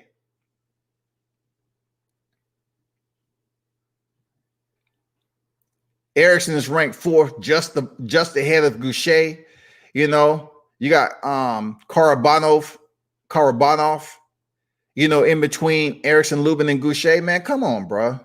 Come on, man.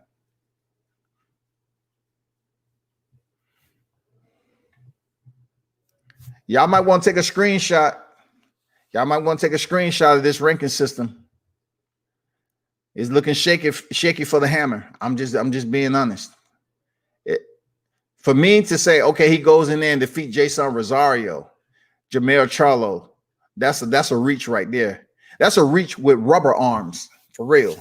Well said, brother. Fundora is definitely different and surprised a lot of people with him being so tall and long, but very aggressive puncher. Man, Fundora, man, is a beast, dog. But I see him not having a long boxing career. And though he's 15-0, from my understanding, he's 15-0, 10 knockouts, right? He's aged 22, y'all. Look at his fights with Daniel Lewis. Look at his fight with Jamonte Clark. And even look at the early rounds with Nathaniel Gallimore. If he continued to move up the chain and take amount of punishment he's taken, man, he's not going to have a long career. Nathaniel Gallimore was able to land some shots on him, but he broke Nathaniel Gallimore down and earned a referee stoppage. But y'all keep an eye out on what I said about Fundora. Mark my words, man. I like him being so tall and rangy, man. You know, 250 cals. Just keep on them putting out rounds on the inside, the outside. He's a sniper for sure. He is the towering inferno. But I don't want to use the cliche terminology. The taller they are, the harder they fall. But when it comes to Fundora and the way he take punches on the chin, only 22 years old. People, look, he's 22 years old in the junior middleweight division. You actually got some hitters in that division that has power. It's going to be interesting. But good. Appreciate your input there, Allende, for sure, man. Oh, I like it. He said Fundora versus Jarrett Hurd. What'd you feel about that? I like it. I like that. I like it. It's all about if Jarrett Hurd wants to take a fight like that. I like it. I ain't gonna lie. I like that matchup, man. Seriously, I like that matchup. I like that matchup. But I'm just curious to know if they will even put Jarrett Hurd in there. You know, with somebody like Fundora, man. Would they give him that spot? He would have to want to take the spot, yo. That'd be crucial for Jarrett Hurd, man. I don't even see them linking up anytime soon. Seriously. I don't see them linking up anytime soon, to be honest with you, man. That'd be a good matchup, man. A solid matchup. Let me see if they anywhere close to linking up. Man, Jarrett Hurd is so far up the food chain, man. He reminds me of Danny Garcia. You know what I'm saying? Jarrett Hurd is so far up the food chain, chilling. He's ranked 5th in the WBC, 2nd WBA, 3rd IBF, and the 4th WBO. Now, of course, you can take this like you do a sheet of toilet paper, because at any given time that shit can be discarded and somebody else can then move into that spot. You know what I'm saying? The ranking systems are so recyclable. They can just move around people at their disposal any given time. So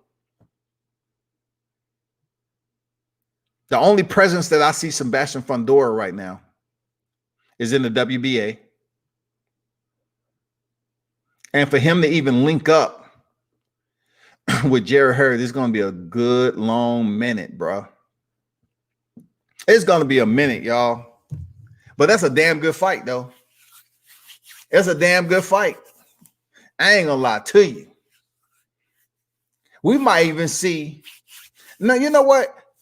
I want to see if Sebastian Fundora is going to ever face Gervonta Clark again. I want to see, since Sebastian Fundora defeated Nate Gallimore, will they put him in there with a Terrell Goucher, who just lost a decision to Erickson Lubin? That will put him close to the top 5 if Sebastian Fundora can face somebody like Goucher. That'd be great. That'd be a solid matchup.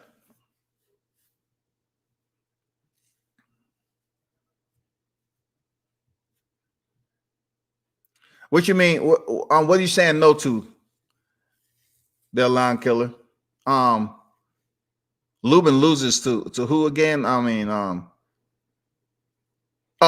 in regard to Lubin Fundora, yeah, absolutely. I don't say he only loses, he gets stopped. I believe Erickson Lubin gets stopped. He steps in there with Fundora. And Fundora, like I said before, is 10th right now, ranked 10th in the WBA. Erickson Lubin is ranked in the top 5 majority. He gets stopped. It ain't no way Kevin Cunningham trying to have him see that fight. But that Julian Williams, I mean, not Julian Williams, Jarrett Hurd, Sebastian Fundora, I'd like to see that. I'd like to see that. I would definitely like to see that fight. Definitely. He's a unique individual, man, for people to be concerned about. And I know they understand that Sebastian Fundora is on their radar. But like I said before, keep an eye out for Gervonta Clark. Gervonta Clark gave Sebastian Fundora everything he can handle in that fight. In my opinion, they goddamn gave the decision a draw just to keep Fundora on the damn incline. But Gervonta Clark, keep an eye out for him, man. I'm telling you, keep an eye out for Gervonta Clark, dog. Dude is a serious issue. He's just being moved a certain way. And then you got Charles Conwell over there too. You can't forget about Charles Conwell. Man, it's got some beast over this motherfucker, dog. The 54 division, it's gonna take a while. I just hope they're able to fight for undisputed before all this, all this chaos starts, with those names start to work themselves into the top 5. Seriously, because I do believe that Sebastian Fundora will get up to get a title shot before he take his first L. I believe he will be able to get a title shot before he takes his first L. But believe me, I think Sebastian Fundora, if he increases his level of competition, he will take an L before he get to 20-0. It just takes too much punishment. Lubin is big shot Leary. He is, man.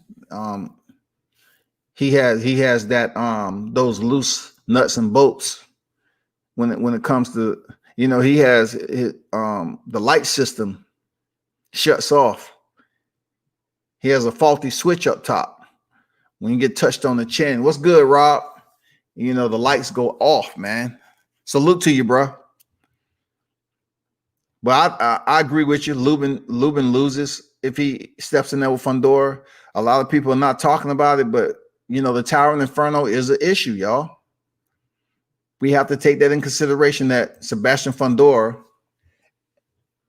once again, you look at the dude, he's 6'5", 80-inch reach. No, he's 6'5" and a half, 80-inch reach, and he's a southpaw. Let me give you that trio again. He's 6'5" and a half, 80-inch reach, and he's a southpaw. 15-0, 10 knockouts. Now you're probably looking at his KO percentage and saying, "Oh, he only has 62.5% KO percentage, right?" But dude breaks you down. Like, you connect on Fundora's chin and he doesn't go anywhere, and you're like, "Oh shit!" And you only piss him off every time you touch Fundora. He comes closer and closer. He closes the space even more. He presses the gas. He's a present pressure fighter. He is an anomaly to his skill set when it comes to his height and his stature on being able to box on the inside. Dude is one of a kind at that height and how lanky he is. Now,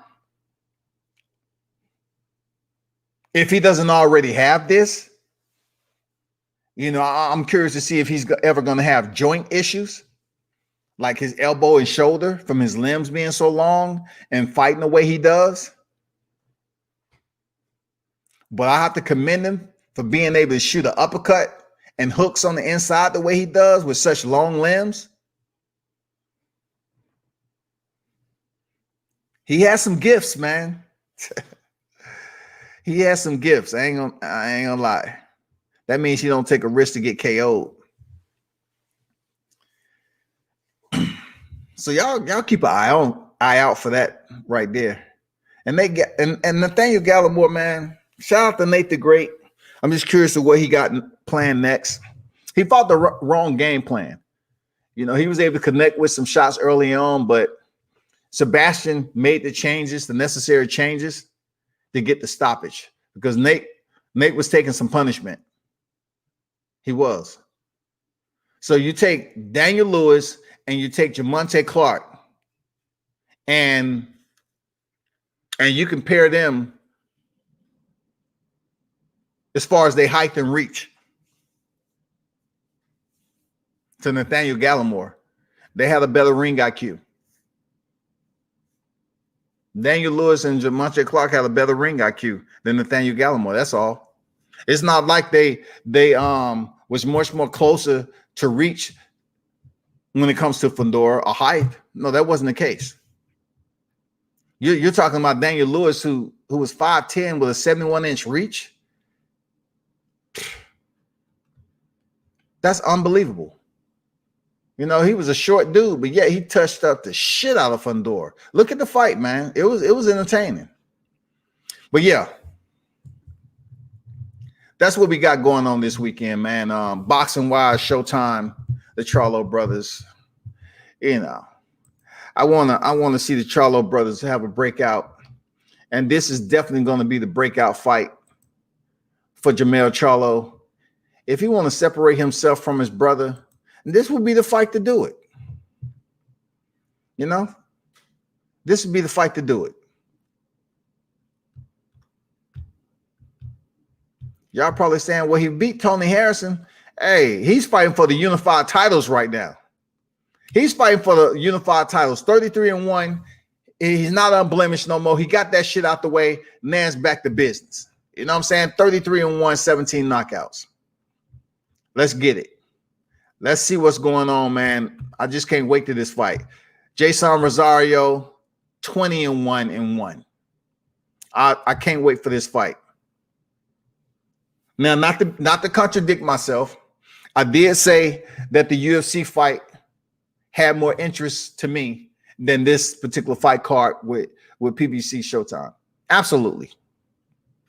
Absolutely. Not because they both have losses on their record.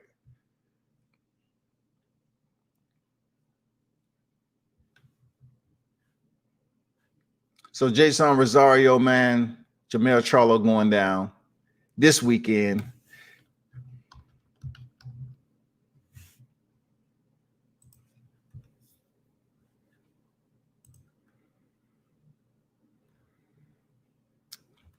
Jermell Charlo with 22 knockouts, 30-0.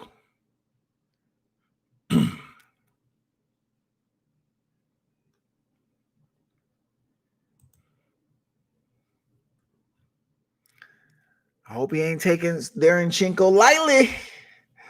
Ronnie Shields better come up with the potion for the motion.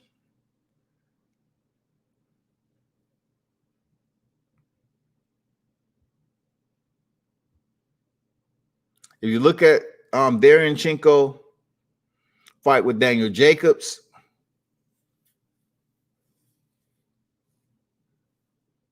and Gennady Golovkin, you know, Jack Kuke,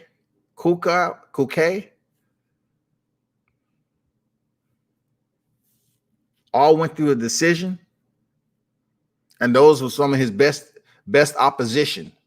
He had knockouts, okay, leading up, you know, to Daniel Jacobs. You know, he had a pretty decent record. Led up to Daniel Jacobs, man, and we all know Daniel Jacobs considered a top-tier boxer. But he gave Daniel Jacobs problems. He gave Gennady Golovkin problems. And I do believe he should present Jermell Charlo some problems too, y'all. It's not as easy. I'm telling you, man, it's not as easy, bro. Because check this out with Jermell Charlo.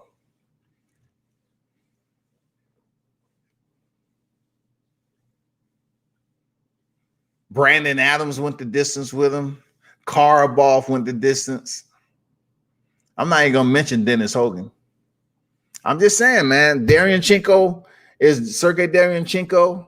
Is he better than Dennis Hogan? Yeah. Is he better than Brandon Adams? In my opinion, he is. Karabov was a tough fight. And what was the fight camp like for Karabov?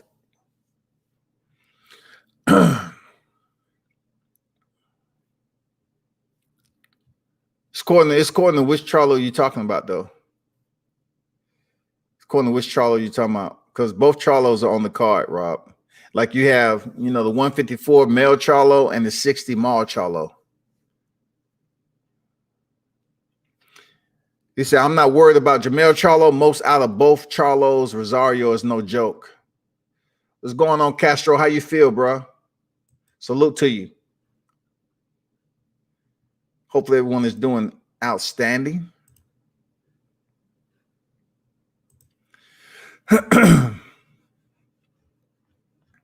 That's what I see this weekend. Just can't wait. I just can't wait for this fight, man. both fights card. Man, I might, god damn, I don't do that crack shit.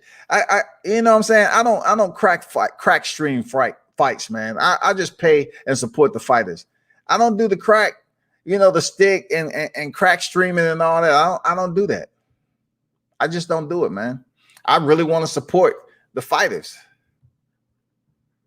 Real talk. Anybody want to hop on and talk about, the fight cards is coming up? Cool. Feel free to do so. It's only Tuesday, so of course, time is ticking down to days, y'all.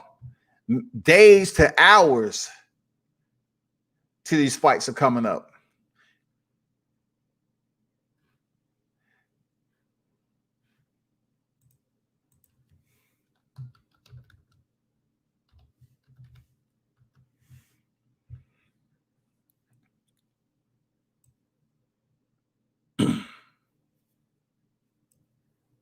We have 2 championship fights taking place, just like the Showtime card. We have 2 championship fights taking place for UFC 253, which is Israel Adesanya 19-0 and Paulo Costa 13-0. People, it's a big freaking deal.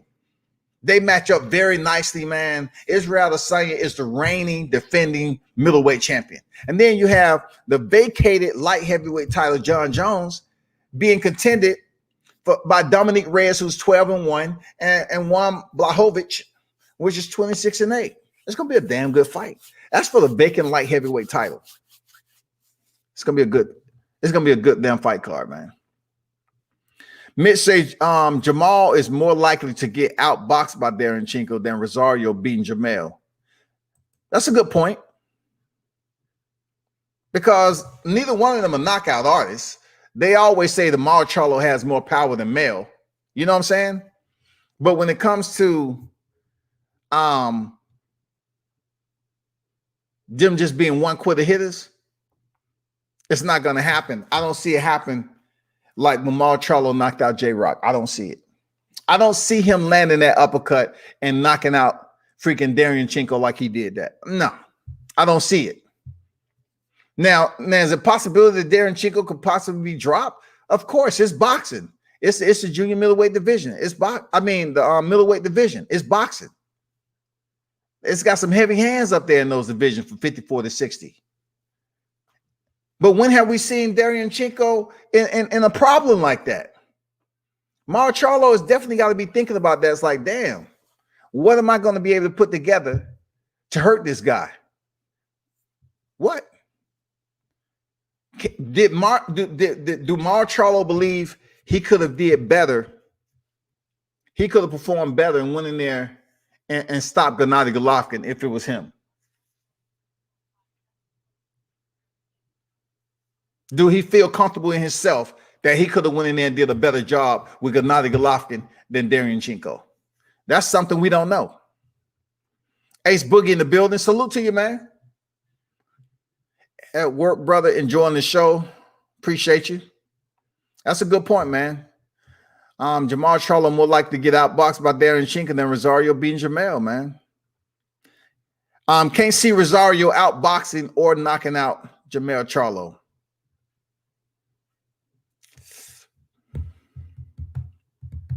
I don't know, man. I have to give Rosario a little bit of, I don't know, man. I got to put stock in the game with Rosario, man. He only got 1 loss. Come on, Mitch. He got 1 loss, dog. Like, dude. Just put it in this perspective. The way J-Rock was stocked by Charlo, right? And the way he came back and beat Jay Hurd. Unless we're going to get karma, I don't know, man. We got to give Jason Rosario that chance to go in there and see if he's able to touch Mel Charlo on the chin. We got to give him that opportunity. He looked good. And plus, Jason Rosario isn't a small middleweight. He's a big dude. He's big for that division, man. We're going to see what's popping, man. We're going to see how it goes down. I think he has a puncher's chance to get Mel Charlo. But like I said before, we haven't seen Mel Charlo in a situation like the loss that Rosario has taken. We haven't seen Mel Charlo in that situation. Mel Charlo lost via decision, but not so much when it comes to Rosario.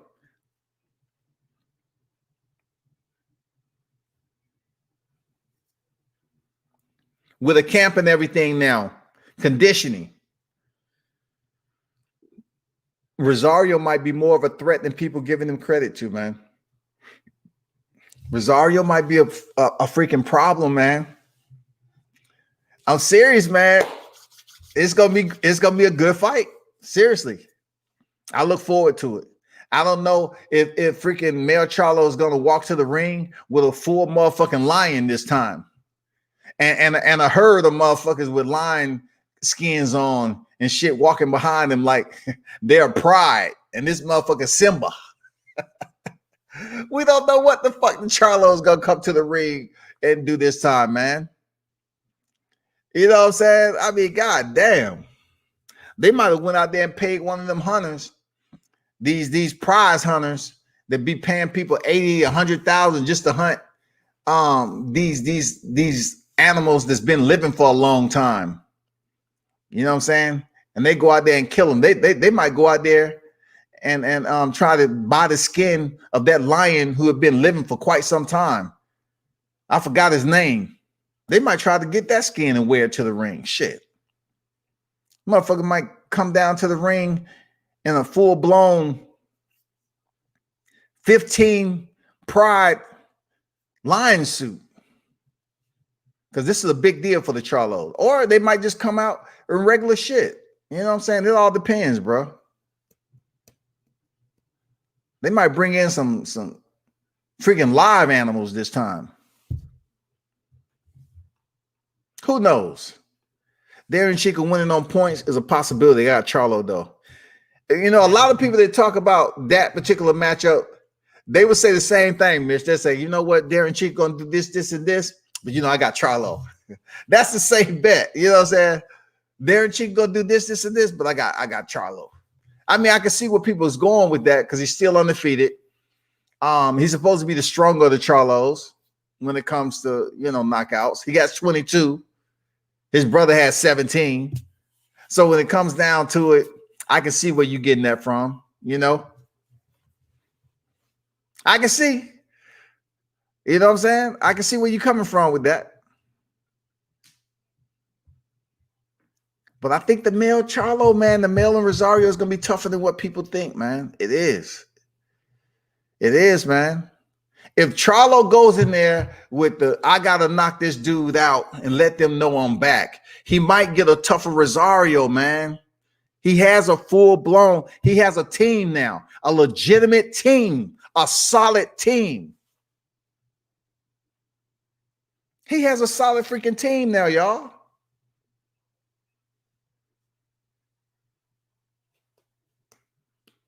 Man, if y'all sleeping on Rosario, man, y'all better wake the fuck up. I'm telling you, wake the fuck up, dog. This is going to be a tougher fight.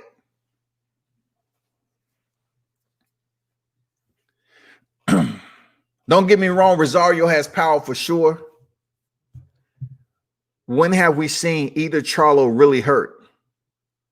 We've seen them hit, but not really buzz. That's the entry Mel gets hit. Rosario has power. True. You know, that's the only thing I'm saying. I'm putting it this way. Exactly check the box in what you just mentioned about the Charlos being in trouble, fighting through adversity and shit like that. But they can be touched. You know, like if Rosario can take Mel's punches, you know, his power punches early, and he shows no ill effects from them, you know, to the point where it forces him to change up his whole game plan, even his fighting style. You know, he might choose to stay close in the pocket and see who's the better boxer. A lot of us will say, well, Mel Charlo should be the better boxer. But I give a little bit of credit to Rosario and the way he fought Julian Williams when it comes to that perspective on fighting on the inside. Who's going to be the slicker fighter? Whose timing is going to be more effective early on? Not so much power, but the timing. Whose timing is going to be the more effective? And also, will Mel Charlo be able to hurt Rosario? Does Rosario have a better chin than what we give him credit for? I think he does, bro. I think Rosario has a better chin than what people are giving him credit for. Because if you're talking about a guy who originally didn't have a legitimate team, a solid training camp, you have to weigh in that heavy. You have to weigh in that heavy that he's a better fighter today. He's a better freaking fighter stepping in there with Mel Charlo. Seriously. This might be the fight that Mel Charlo gets hurt. Seriously, this might be the fight. Y'all need to understand, you cannot just jettison the fact that Rosario is a legitimate threat for Mel Charlo.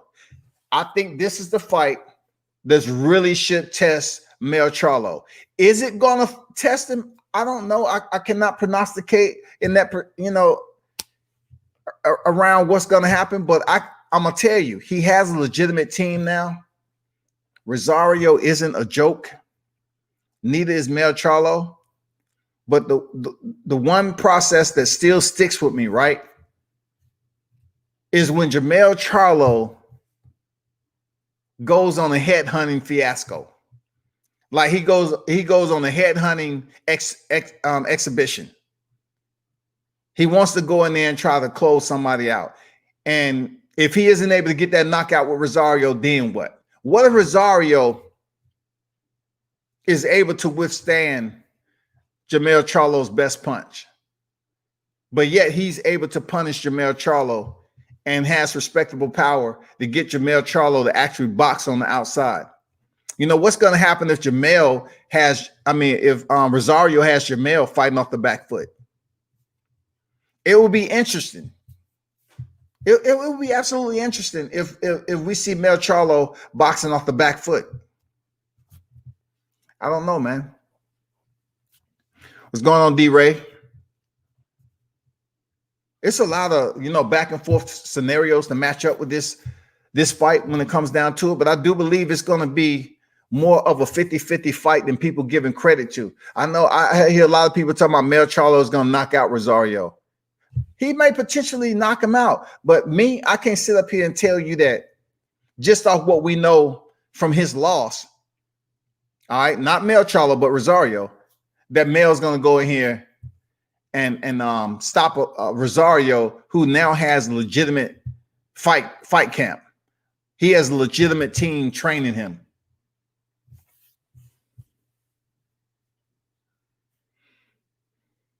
I'm telling you, it's not going to be as easy as people think. I know people don't want to think about Jermell Charlo taking his second loss. It's going to be a good fight. Out of both of the fights with the Charlos, I'm really looking forward to the Mel Charlo and Rosario. They match up very, very nicely. Seriously. And I hope somebody's up here checking the water bottles. I hope somebody checking the water bottles, y'all. And make sure Mel Charlo is drinking out of the right water bottle, y'all. You know what I'm saying? Because Tony Harrison wanted to sit up here and say, man, Derrick James never touched that water bottle. That other bottle that they had. Derrick James did touch the water bottle, but he didn't touch the other bottle that Tony Harrison was saying it contained a different type of liquid. You know what I'm saying? Somebody better be checking them damn water bottles. The one that you can't see the liquid that's on the inside. Like the Gatorade containers, vice the freaking actual water bottle that they give you at the arena. Somebody need to be there inspecting them motherfuckers, dog. Make sure Jermell Charlo is not drinking St. Ives doing his contest. He's not drinking Red Bull or Monster Energy drink. You know what I'm saying? I mean, somebody need to be on watch. That's all I'm saying. Somebody need to be on watch, man. But Banana is on deck. Just can't wait.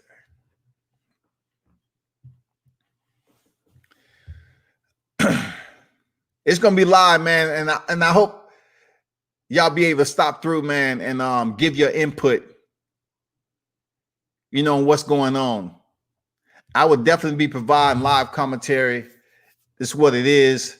You know, I appreciate everyone who stopped through. Be sure to stop through on fight night, man. You know, that's what it is. Most of y'all that's in here don't understand. It's enough for me to understand who dropped through here on a regular basis. So, man, pull up, you know, drop and give me some of your input on what you think about the fight. That's if you are ordering the fight. You know what I'm saying? That's if you ordering the fight, man. It all depends. It's going to be a damn good fight week, y'all. It's going to be a damn good fight week, shawty. D. Hodges in the building. Salute to you.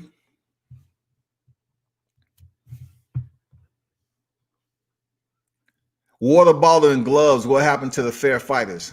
I don't know, man. We need to send a rover out there to find out what's going on, man, because Tony Harrison made that accusation saying, hey, man, Charlo was drinking out of a different water bottle. Derrick James never touched it. I'm like, damn, why is all this coming out? You sat there and looked at the film, and I got mad respect for Tony Harrison, man. He can box. He can box his ass off. And y'all need to understand that shit. Don't get it twisted, y'all. Tony Harrison is still a legitimate competitor, man. Seriously, Tony Harrison can box, dog. He just need to, you know, get back on track and, you know, get his name back up in there. Seriously. Once again, do you see Tony Harrison? I mean, Erickson Lubin defeating Tony Harrison? Do we see that?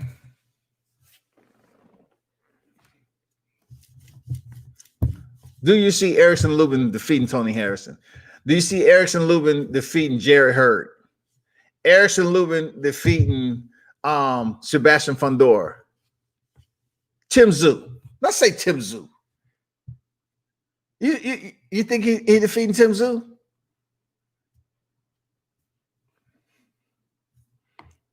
I don't know that, Erickson. Thank God that you're the mandatory, but God damn it.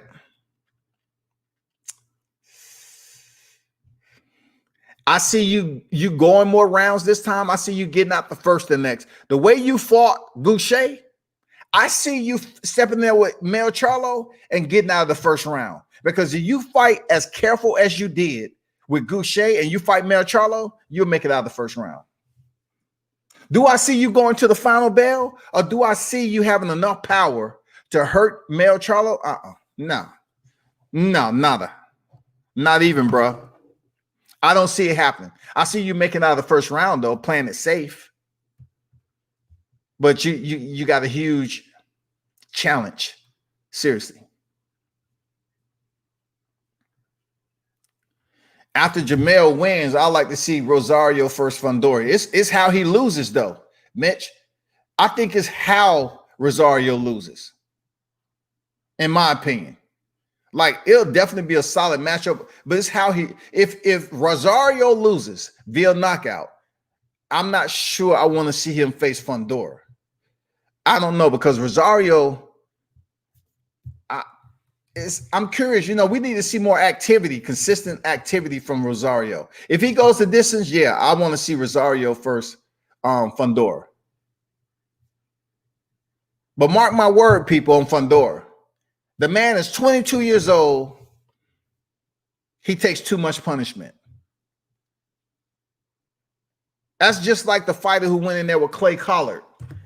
Okay? Clay Collard. He's been on the roll. Let me look him up right quick. I'm going to tell you this guy. Undefeated. Kaminsky, I believe his name. Kaminsky, was it? 19 years old. Clay Collard, of all people, gave him a beating. David Kaminsky, 6-0. Gave him a beating. Clay Collard won a split decision. But he made Kaminsky look different. That's what I see in Fundora. This dude was 19 and went in there against a fighter, Clay Collard, and took a beating. Somebody might want to send a telegram out to the Tower of Inferno.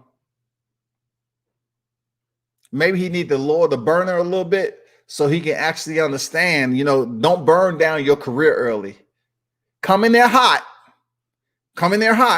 but don't burn down your career trying to be this guy who, in my opinion, you have the skill set to break down a fighter. But the way you're fighting on the inside, showing people that you can take a punch and keep on coming, you need to take a look at Israel Vasquez, homie.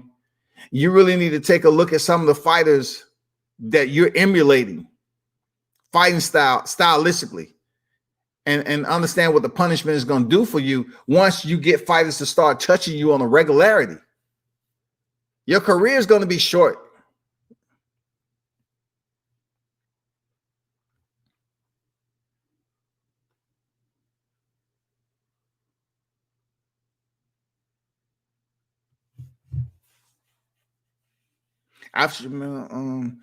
Old Lubin has a chance, but this new Lubin, I'm not feeling. The new Lubin is playing it safe, extremely safe. I'm talking about, he said, Kevin Cunningham said, play it safe. And he did that, right? But like I mentioned earlier, if you're going to play it safe, do it Sean Porter style. Play it safe where you still look good enough to make it to the final round. And people's like, man, goddamn, Sean Porter on the fighting to the level of his competition. Okay, whatever. But they don't say, oh, Sean Porter, he looked this, that, and the other. I mean, Sean Porter is Sean Porter, but for you to play it safe and then get hurt, it's a little bit bewildering, to say the least. Something might, Lubin may not be the same fighter. I don't know, man. He may not be the same fighter, but I do not know. I don't know. We'll see once he steps in there with Jermell Charlo. And I know he wants Jermell Charlo to win because Lubin gets a bigger paycheck if he steps in there as the mandatory to face Jermell Charlo. He gets a big name and he gets a larger paycheck, period. So, of course, he wants Jermell Charlo to win. I just like the styles. You can't walk through these super welterweights at 154. Jared Hurd tried. Yeah, man. Jared Hurd even tried with Erislandy Lara. And Lara still answered the final bell, even after being dropped. He found out. You know what I'm saying? He found out, dog. It just didn't work out for him when he finally ran into a Julian Williams rejuvenated, refreshed, you know what I'm saying, refocused, all that prefix, all that prefix. You know what I'm saying? That re. That was Julian Williams the day he fought Jay Hurd. Dog. Pure boxing lesson right there. Jay Rocks looked beautiful that night when it came to his sweet signs. Magical. And then the orchestra went away. The lights dimmed. The overcast came in. And the thunder and lightning commenced.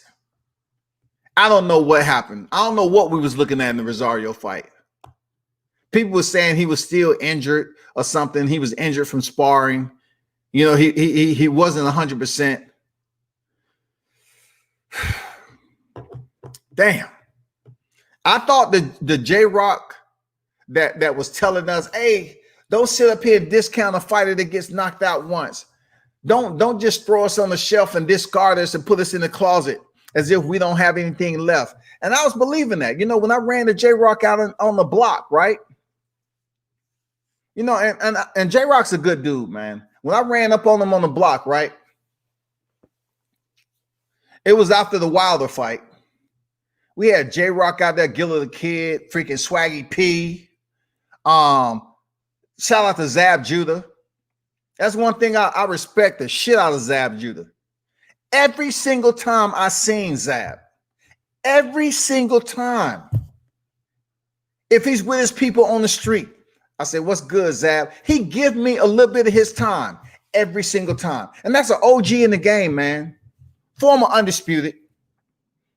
He give me his time. I appreciate that. When I ran into J-Rock that night, you know, he was a lot of people was freaking trying to talk to him because he was a unified champion.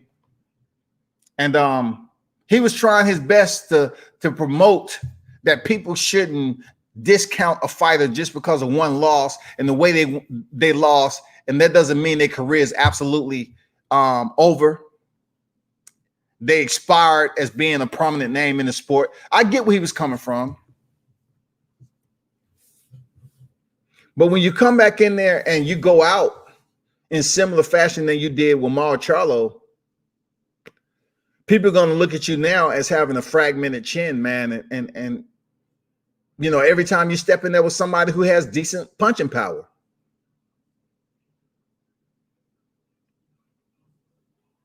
But he's a good guy, though. I mean, unfortunately for me, I wasn't able to finish the interview because dudes was pulling him left or right. It was in the dark. I mean, look, the block was hot. The block was motherfucking hot that night, dog. You had some of everybody out there. Swaggy P, his stuck up. I mean, goddamn, Swaggy P, man, he is what he is, man. I would have liked for him to have Iggy with him, so I could have took a time to, you know, talk to her because they ain't together. Iggy would have just dropped through, whatever. You know, she fine as hell, so you know it would have been good if she was in there. She probably would have talked. I would have asked her some crazy ass questions or whatever. But man, shout out to Zab Judah, man. Every time I see that cat at the MGM Grand in NYC, wherever it is, man, he take a little bit. He take a little bit of time. Real talk. He take a little bit of time. Mad respect to Zab. Mad respect, bro.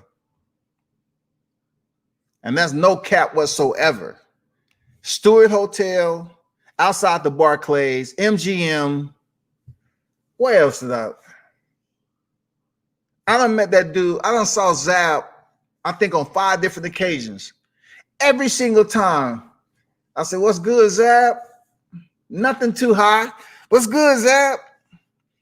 Hey, how you feeling today? And he not once. Hey, put his hand up. No. Not once. Nope. Not talking today. Now he'll give you a little bit of press release. You know what I'm saying? He'll let you know what's going on.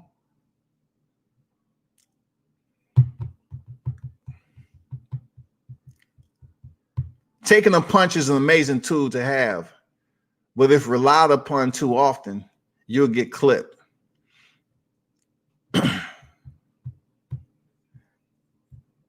That is that breaches my medical qualification. I look at it like this, like depending on on the division you're in, and if you're rolling with the punches, you know, still getting touched, because some people can get clipped and they good. Some people have pretty decent chins, man. And they can get clipped and the lights don't go out. They stay on. You know what I'm saying? The bulb is lit. They good. But if you're talking about individuals like, just say for instance, right?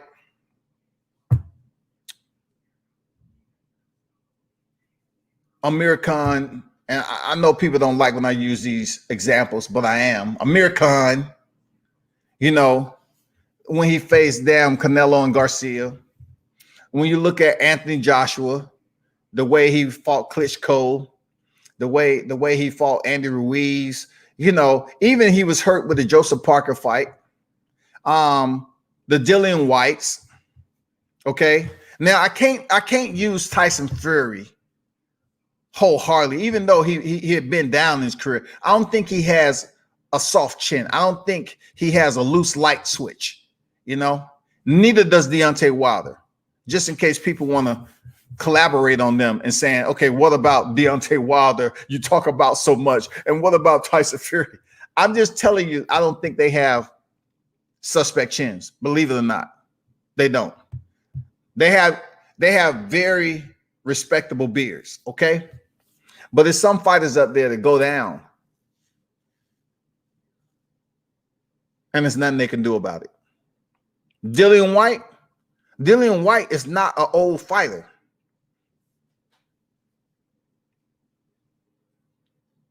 But he might have that loose switch up top.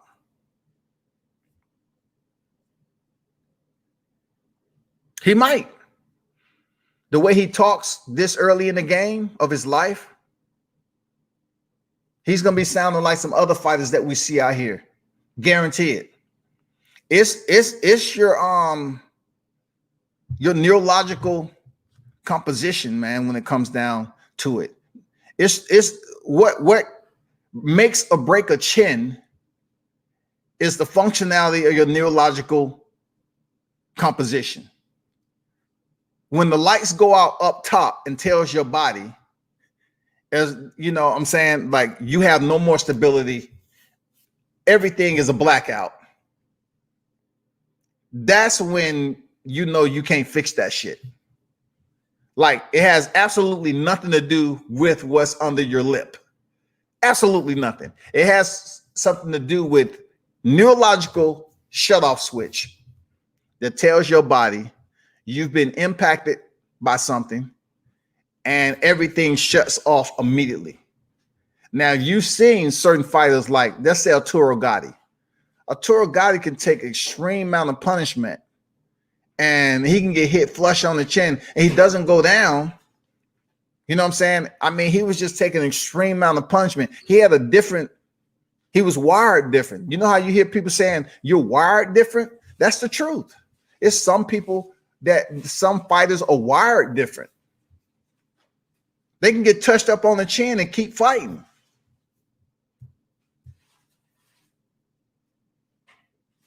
We've seen Andre Ward go down. We've seen Lennox Lewis go down. It's different, you know. It's different. It's hard to say, man, because you see some fighters get knocked out cold and they come back and they go the distance with the same fighter. That can play a role in how they approach the fight, the rematch. It depends on a lot of variables, you know what I'm saying? But fighters like Amir Khan, it'll never go away. Never. Like, if you find somebody off the street and they get into it with Amir Khan, they have a puncher's chance of knocking him out. They do. They have a puncher's chance of knocking him out. James Kirkland.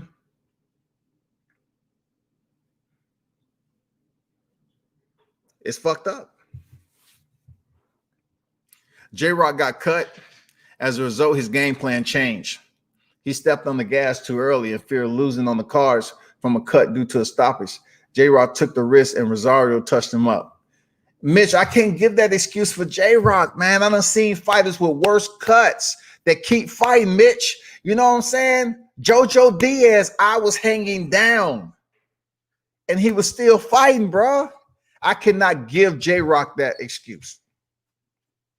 Yes, he had a cut. I understand. If you're going to press the gas now, press the gas to a point where it's productive, not destructive, where it's productive and not destructive, man.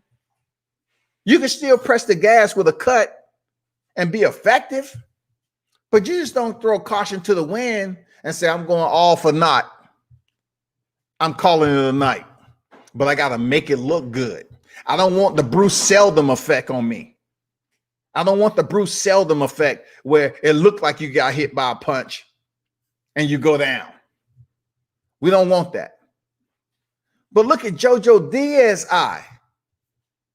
Come on, man. Look at his eye, dog. Dude kept on fighting. I have to disagree with that. I have to disagree. I mean, to a point of him pressing the gas, okay, cool. But the cut, man, how many fighters have been cut? Look at Tyson Fury cut. They let him continue. I mean, he didn't absolutely lose his mind, you know, give or take, when it comes down to it.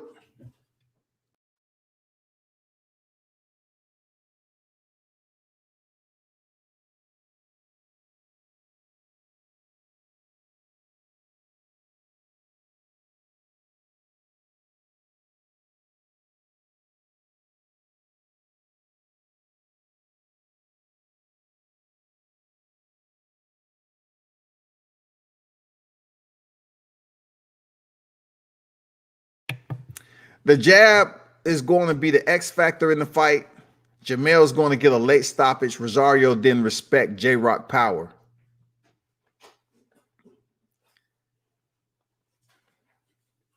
I'm wondering if either fight of Charlo or Rosario, will either one of them have enough power to force the other one to respect early in the fight?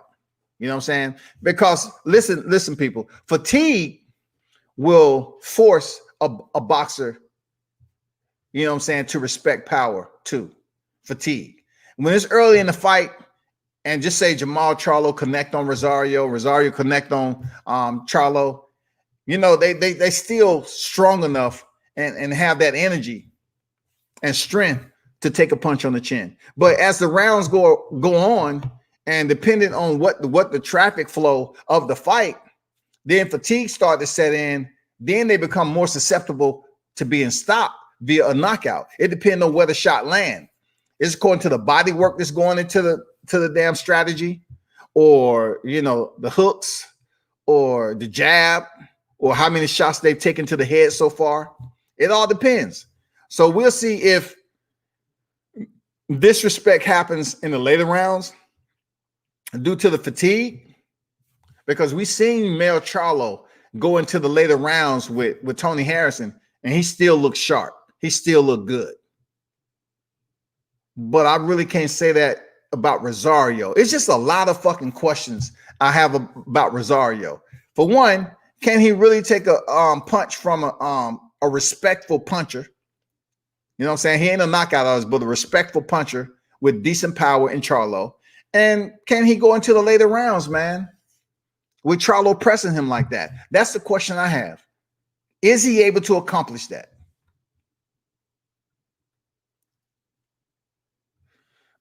Ace Boogie said, you going on be on live during the fights? Absolutely, man. Absolutely.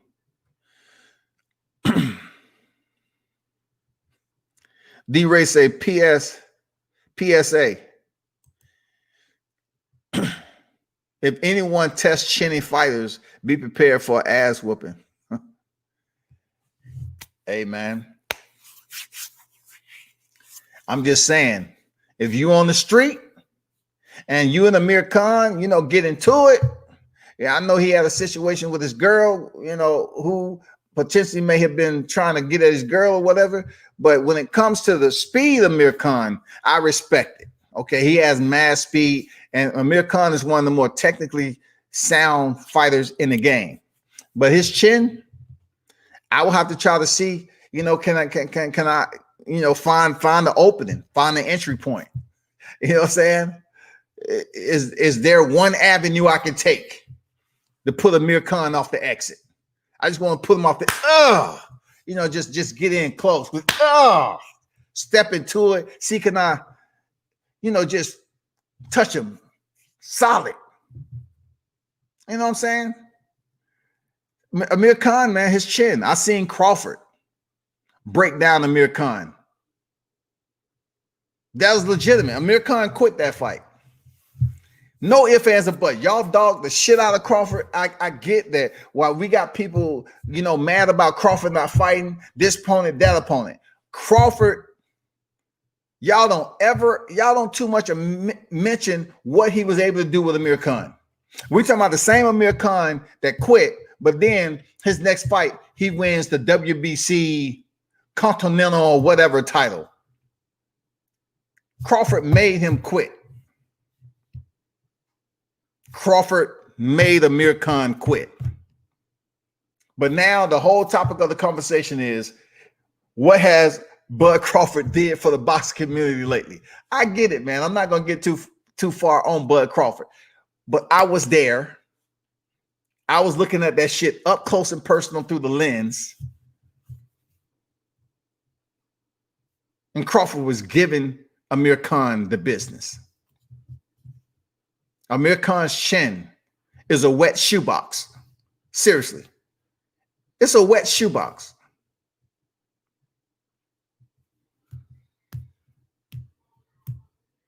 It has no stability whatsoever. None. He's always going to be noted for having a fragmented chin. The neurological factory is very limited. They have a pandemic crew working. You know, in a factory that should have 100 people working in to keep the lights on and everything. I think in Amir Khan's neurological factory, there may be about 5 to 6 people working. Seriously. Majority of the plant is dim lit, low wattage bulbs flickering, and it's only a matter of time for a nice breeze to come in there and that shit go completely black. Bow! Amir Khan is damn knocked out cold, period. I'm not giving J-Rock the excuse. He appeared more worried about the cut than the original game plan. I look at it this way, right? Professional prize fighter there, Mitch, right? I just believed that J-Rock was a more tougher fighter than the cut that was on his face. Like, seriously, I just look at fighters like, just say for instance, Deontay Wilder. He's bleeding out the ear, lip fat, blood everywhere. Tyson Fury trying to goddamn be the goddamn carnival. He's trying to be motherfucking Dracula / gypsy freaking boxer, trying to lick blood and shit, working for the Red Cross. He's up there still fighting, and he's took an extensive amount of punishment. He's bleeding from everywhere. J-Rock, I thought that was tougher than what he put out, you know, from what you're talking about in your narrative. I thought he was a tough individual. I thought Philly, right? Come on, man. I just thought J-Rock was a tougher dude than that. A cut? There's, man, that's boxers whose face worse than J-Rock and still kept on fighting. That's all I'm saying. Like, we've seen fighters in way worse conditions aesthetically and still continue to fight on. I've just seen worse in life. I myself has been in a worse situation in life. That's why, you know, it would be good for some of these people to put themselves in a bad situation first. You really want to do certain hand-to-hand combat and take you out of comfort zones. Like, I remember a person saying, like, you know, they was talking about how dirty Jonathan Oquendo was fighting, right? I said, well, put yourself in this. Because in the military, we have certain scenarios we go through where we have to enter a situation already visually impaired. Like, take yourself and come out of a gas chamber, or take yourself and come off a long ass run, and then you got to jump in the pit and fight 3 or 4 different individuals and defend yourself. And also weapons training. When your body is broken down and your cardio is depleted, you still got to go in there and defend yourself, whether it be on your feet or on the ground. I think some of these people don't understand, like, these professional prize fighters, they've been fucked up in the gym. You know what I'm saying? I just thought J-Rock was a tougher dude. I'm pretty sure he's been fucked up where he's from. I mean, the way he fought Jared Hurd, you couldn't tell me that J-Rock was worried about a cut. The J-Rock that went in there and fought Jared Hurd, I'm like, that dude, he's on a whole nother level. No way I'm betting against J-Rock in the 54 division. No way I'm betting against him. The performance that he put on against J-Rock, I say, man, nobody can fuck with a boxer like that. No one can fuck with damn J-Rock. And then he came in here and, you know, he received the cut. And I'm like, come on, man. He just throw it all out the window. Philly ain't on your back no more. Man, come on, man. Come on, Mitch. I can't do it, bro. I can't give him that excuse, dog. Not on Tuesday, not Wednesday, not Thursday, none of that shit. Not even on Sunday if the churches was open. You know what I'm saying? But I feel where you coming from, though, bro. Damn. All right, Ace, I feel you. He said, I'm going to tune in with you. We definitely seen worse cuts and guys fight through it. That's all I'm saying, man. We seen wars, man. Check this out, Mitch. Provodnikov, Bradley. Dude, come on, bro. It's too many fights. Provodnikov, Bradley. That motherfucker was a war.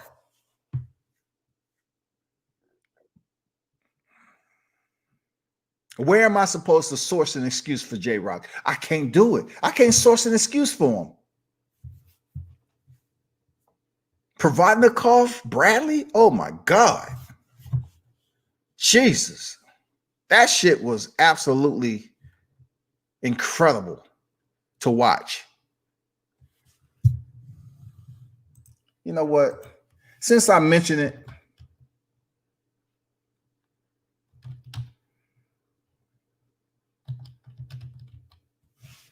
I have to bring up the picture, y'all, because I just want to make it clear what my mindset is at when it comes to combat.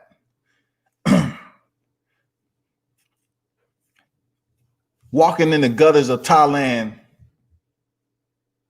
seeing what I saw with them kids and some of them youth, how fucked up their shins and elbows was, and the cuts that they had on their face. Oh, Jesus Christ, man.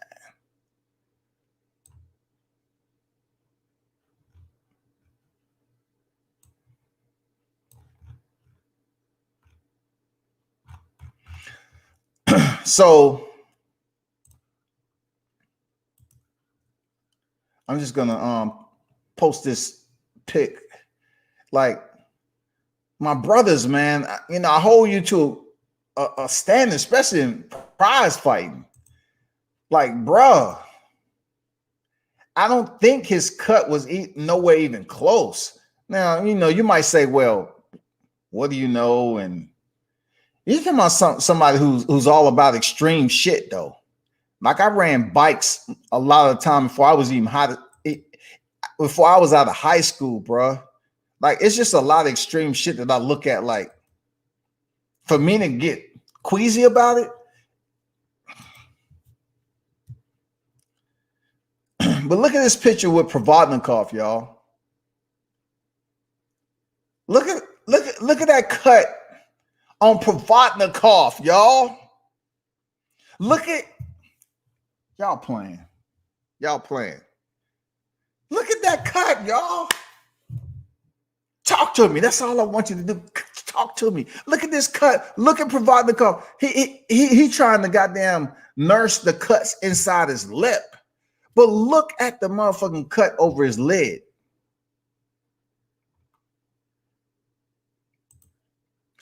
Look at Badu Jack's cut. It's no way I can give J-Rock a pass, yo. Look at Badu Jack. I was there that night. Look at Badu Jack cut. That is shit where you throw it out the motherfucking window and say, you know, I got to go for broke. They might stop this shit.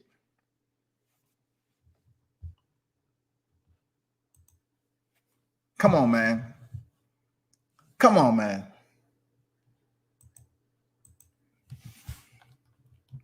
Come on, man. Do y'all see where I'm coming from with this? Seriously. I can't give J-Rock a motherfucking pass on that shit, dog. I didn't think it was that bad. Seriously.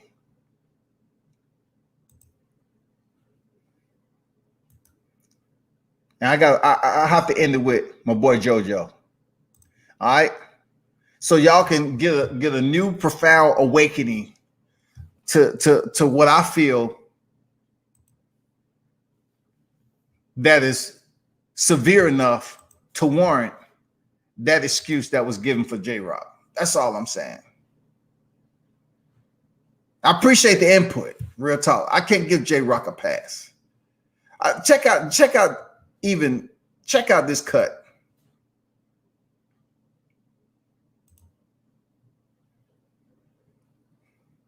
Check out JoJo Diaz's cut now. Y'all help me. Help me understand my tolerance. Look at that eyelid right there. And this dude fought on. Look at the tissue. Look at the soft tissue exposure. Look at it. Heart. Come on now. Come on, Mitch. Come on, man.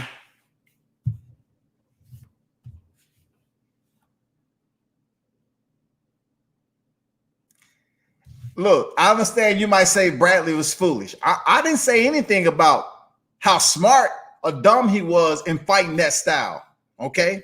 Sometimes you lose your mind, like Eminem say. You know what I'm saying?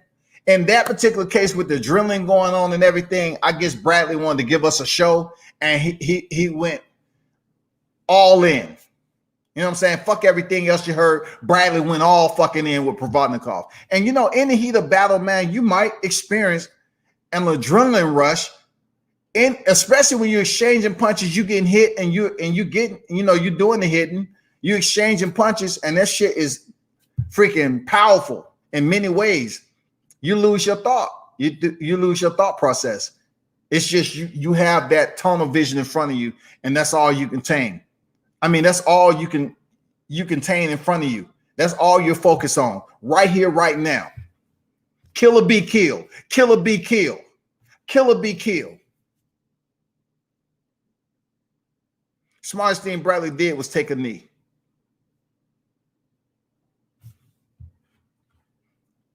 But what I'm really talking about, Mitch, is the cuts. The cuts, dog. The cuts. You know what?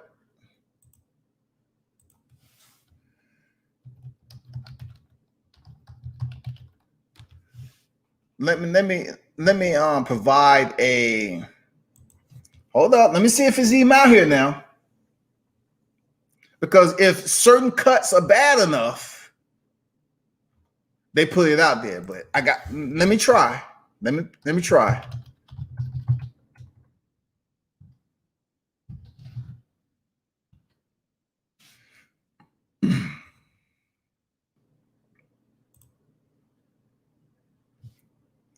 Now, I put in Julian Williams. I put in every type of search. I did multiple inquiries, him facing Jason Rosario, just for me to show you. And you know what? They're very limited frames of stills that's out here, thumbnails, for me to give you an example. And what does that mean? It wasn't that bad. It wasn't that bad for him to just say, you know what, fuck everything. I'm out. This cut. I just showed you Badu Jack. One of the most horrendous cuts that you would ever see in the sport of boxing. And to see Tony Weeks continue to referee that fight, to see the reaction of the people that was on the ringside apron, they was getting splattered with blood. Pop, pop, pop, blood everywhere. They looking at each other like, oh shit. If they came into the arena Caucasian, they left probably African American, because Bobby Jack's DNA was all over them. It's some people arrived at the arena with press credentials on that were potentially white, but they left out their African American. Goddammit, they left out of their black. They're like, excuse me. John, is my skin complexion, it look a little darker than you? Because this is the winter time, so I haven't been to the beach. What do you, it seems like my arm is getting a little, shit, Badu Jack's freaking DNA, man. It would never leave. There's his DNA somewhere over there in the MGM Grand. Somewhere. All the blood that he let out that night is somewhere. It's a speckle of blood. It's a droplet somewhere over there. They couldn't use that canvas after Badu Jack was in there. When you talk about Julian Williams, man, he had to experience something like JoJo Diaz, Badu Jack, Provodnikov.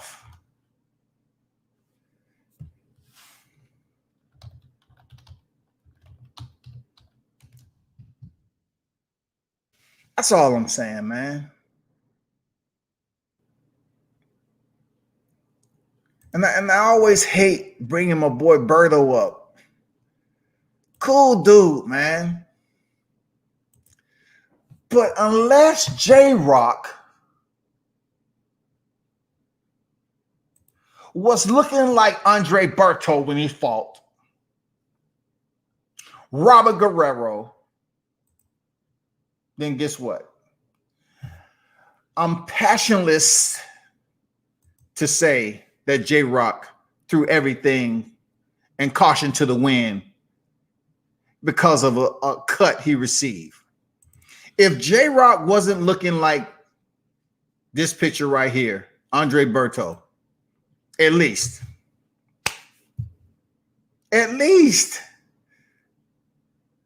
Look at Andre Berto, man. He took mad punishment, dog.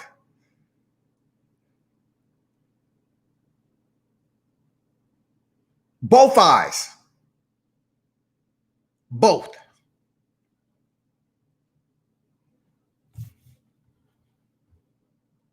Damn.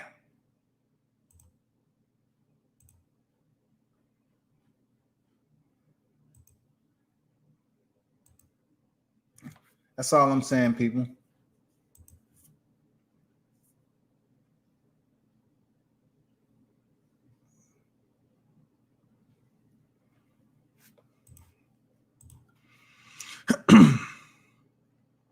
Badu Jack as well. J-Rock Hurd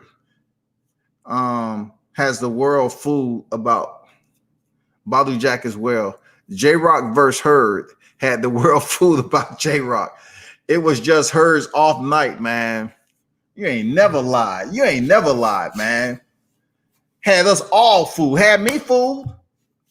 Mitch say that wasn't in the heat of the battle. Bradley was on suicide. Watch out the Pac-Man fight gift decision. He wanted to slug it out for the fast, short his career. Man, damn. He said my boy Bradley was on suicide watch. I don't know, man. Like, look, he know he got gift. He received the gift, and the Filipino nation was calling Bradley up with all those damn death threats and shit, and he couldn't wait, to return the favor, whatever the case. But I look at it like he was in a battle that night. He was in a war, and Provodnikov, that wasn't the first time he stepped up and went to war like that. Provodnikov was that dude. And I said the same thing about Provodnikov that I'm saying for Sebastian Fundora, and I said for Gennady Golovkin. And I'm going to say it for Kaminsky, the 6-0 dude. They continue to take the amount of punishment they take, short careers. Oh, let me not forget my boy Rolly. Rolly in a robbery. Rolly in a robbery. Rolly Romero. Mark my words. I knew it was somebody else I was missing. Roll call. Provodnikov, Gennady Golovkin, Sebastian Fundora, Rolly Romero. Mark my word. Take too much punishment. Flush punishment. And you showing that you can take a punch. You're going to have a short career. You're going to start forgetting shit. You're gonna start getting knocked out right when you should be, taking your career to another level. Yeah. They should go in there and find out the dance instructor that Vasily Lomachenko used and take classes. You know what I'm saying? They should find out, who taught Vasily Lomachenko how to dance, and they should go sign up for a class ASAP. Because if you're going to be a stand in the pocket trade and go to warfare, majority of your fights, thinking the crowd, thinking the audience is going to be there when you retire and you can barely talk and you're in a worse condition, man, you better look at the ones who you've seen go through this. Boxing is no joke, man. Like you need to go find the ones who's been through this and check out the documentaries that's online. Why boxers don't want to practice defense? It's beyond me.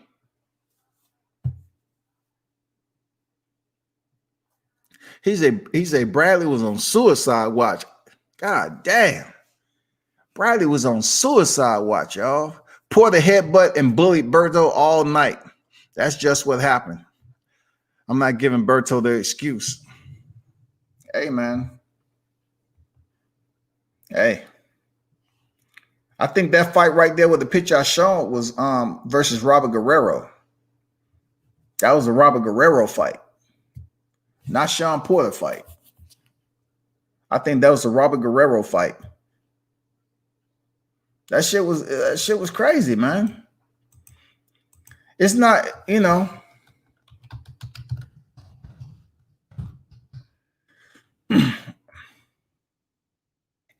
I've just seen more fighters out there, other fighters that look worse. For me to give J-Rock a pass, man. Even Tyson Fury's cut against Otto Wallin, that shit was brutal. It was wicked. Absolutely wicked.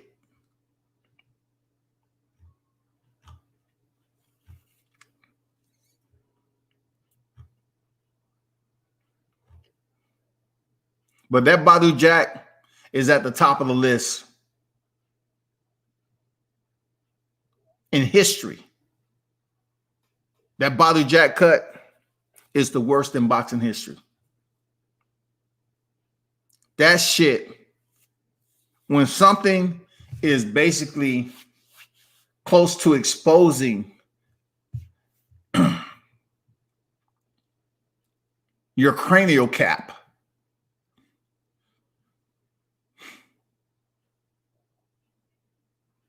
that's serious.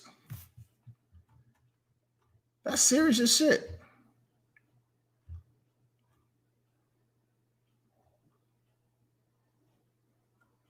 That was brutal. Real talk.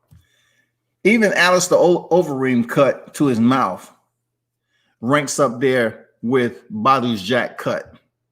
When Jordanio Rosenstrike busted his lip open with a right hand.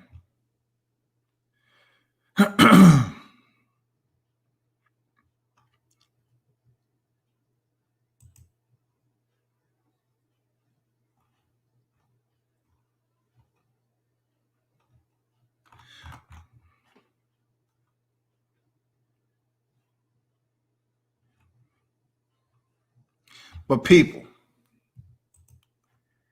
that's all I got today, man. Y'all be sure to tune back in. As we get a little bit further, I was definitely going to just keep this about the Zoom call, but it was so many people on there. For the Josh Taylor, he's fighting Khongsong. And this is a fight that's going to get him a step closer to potential undisputed with Jose Ramirez.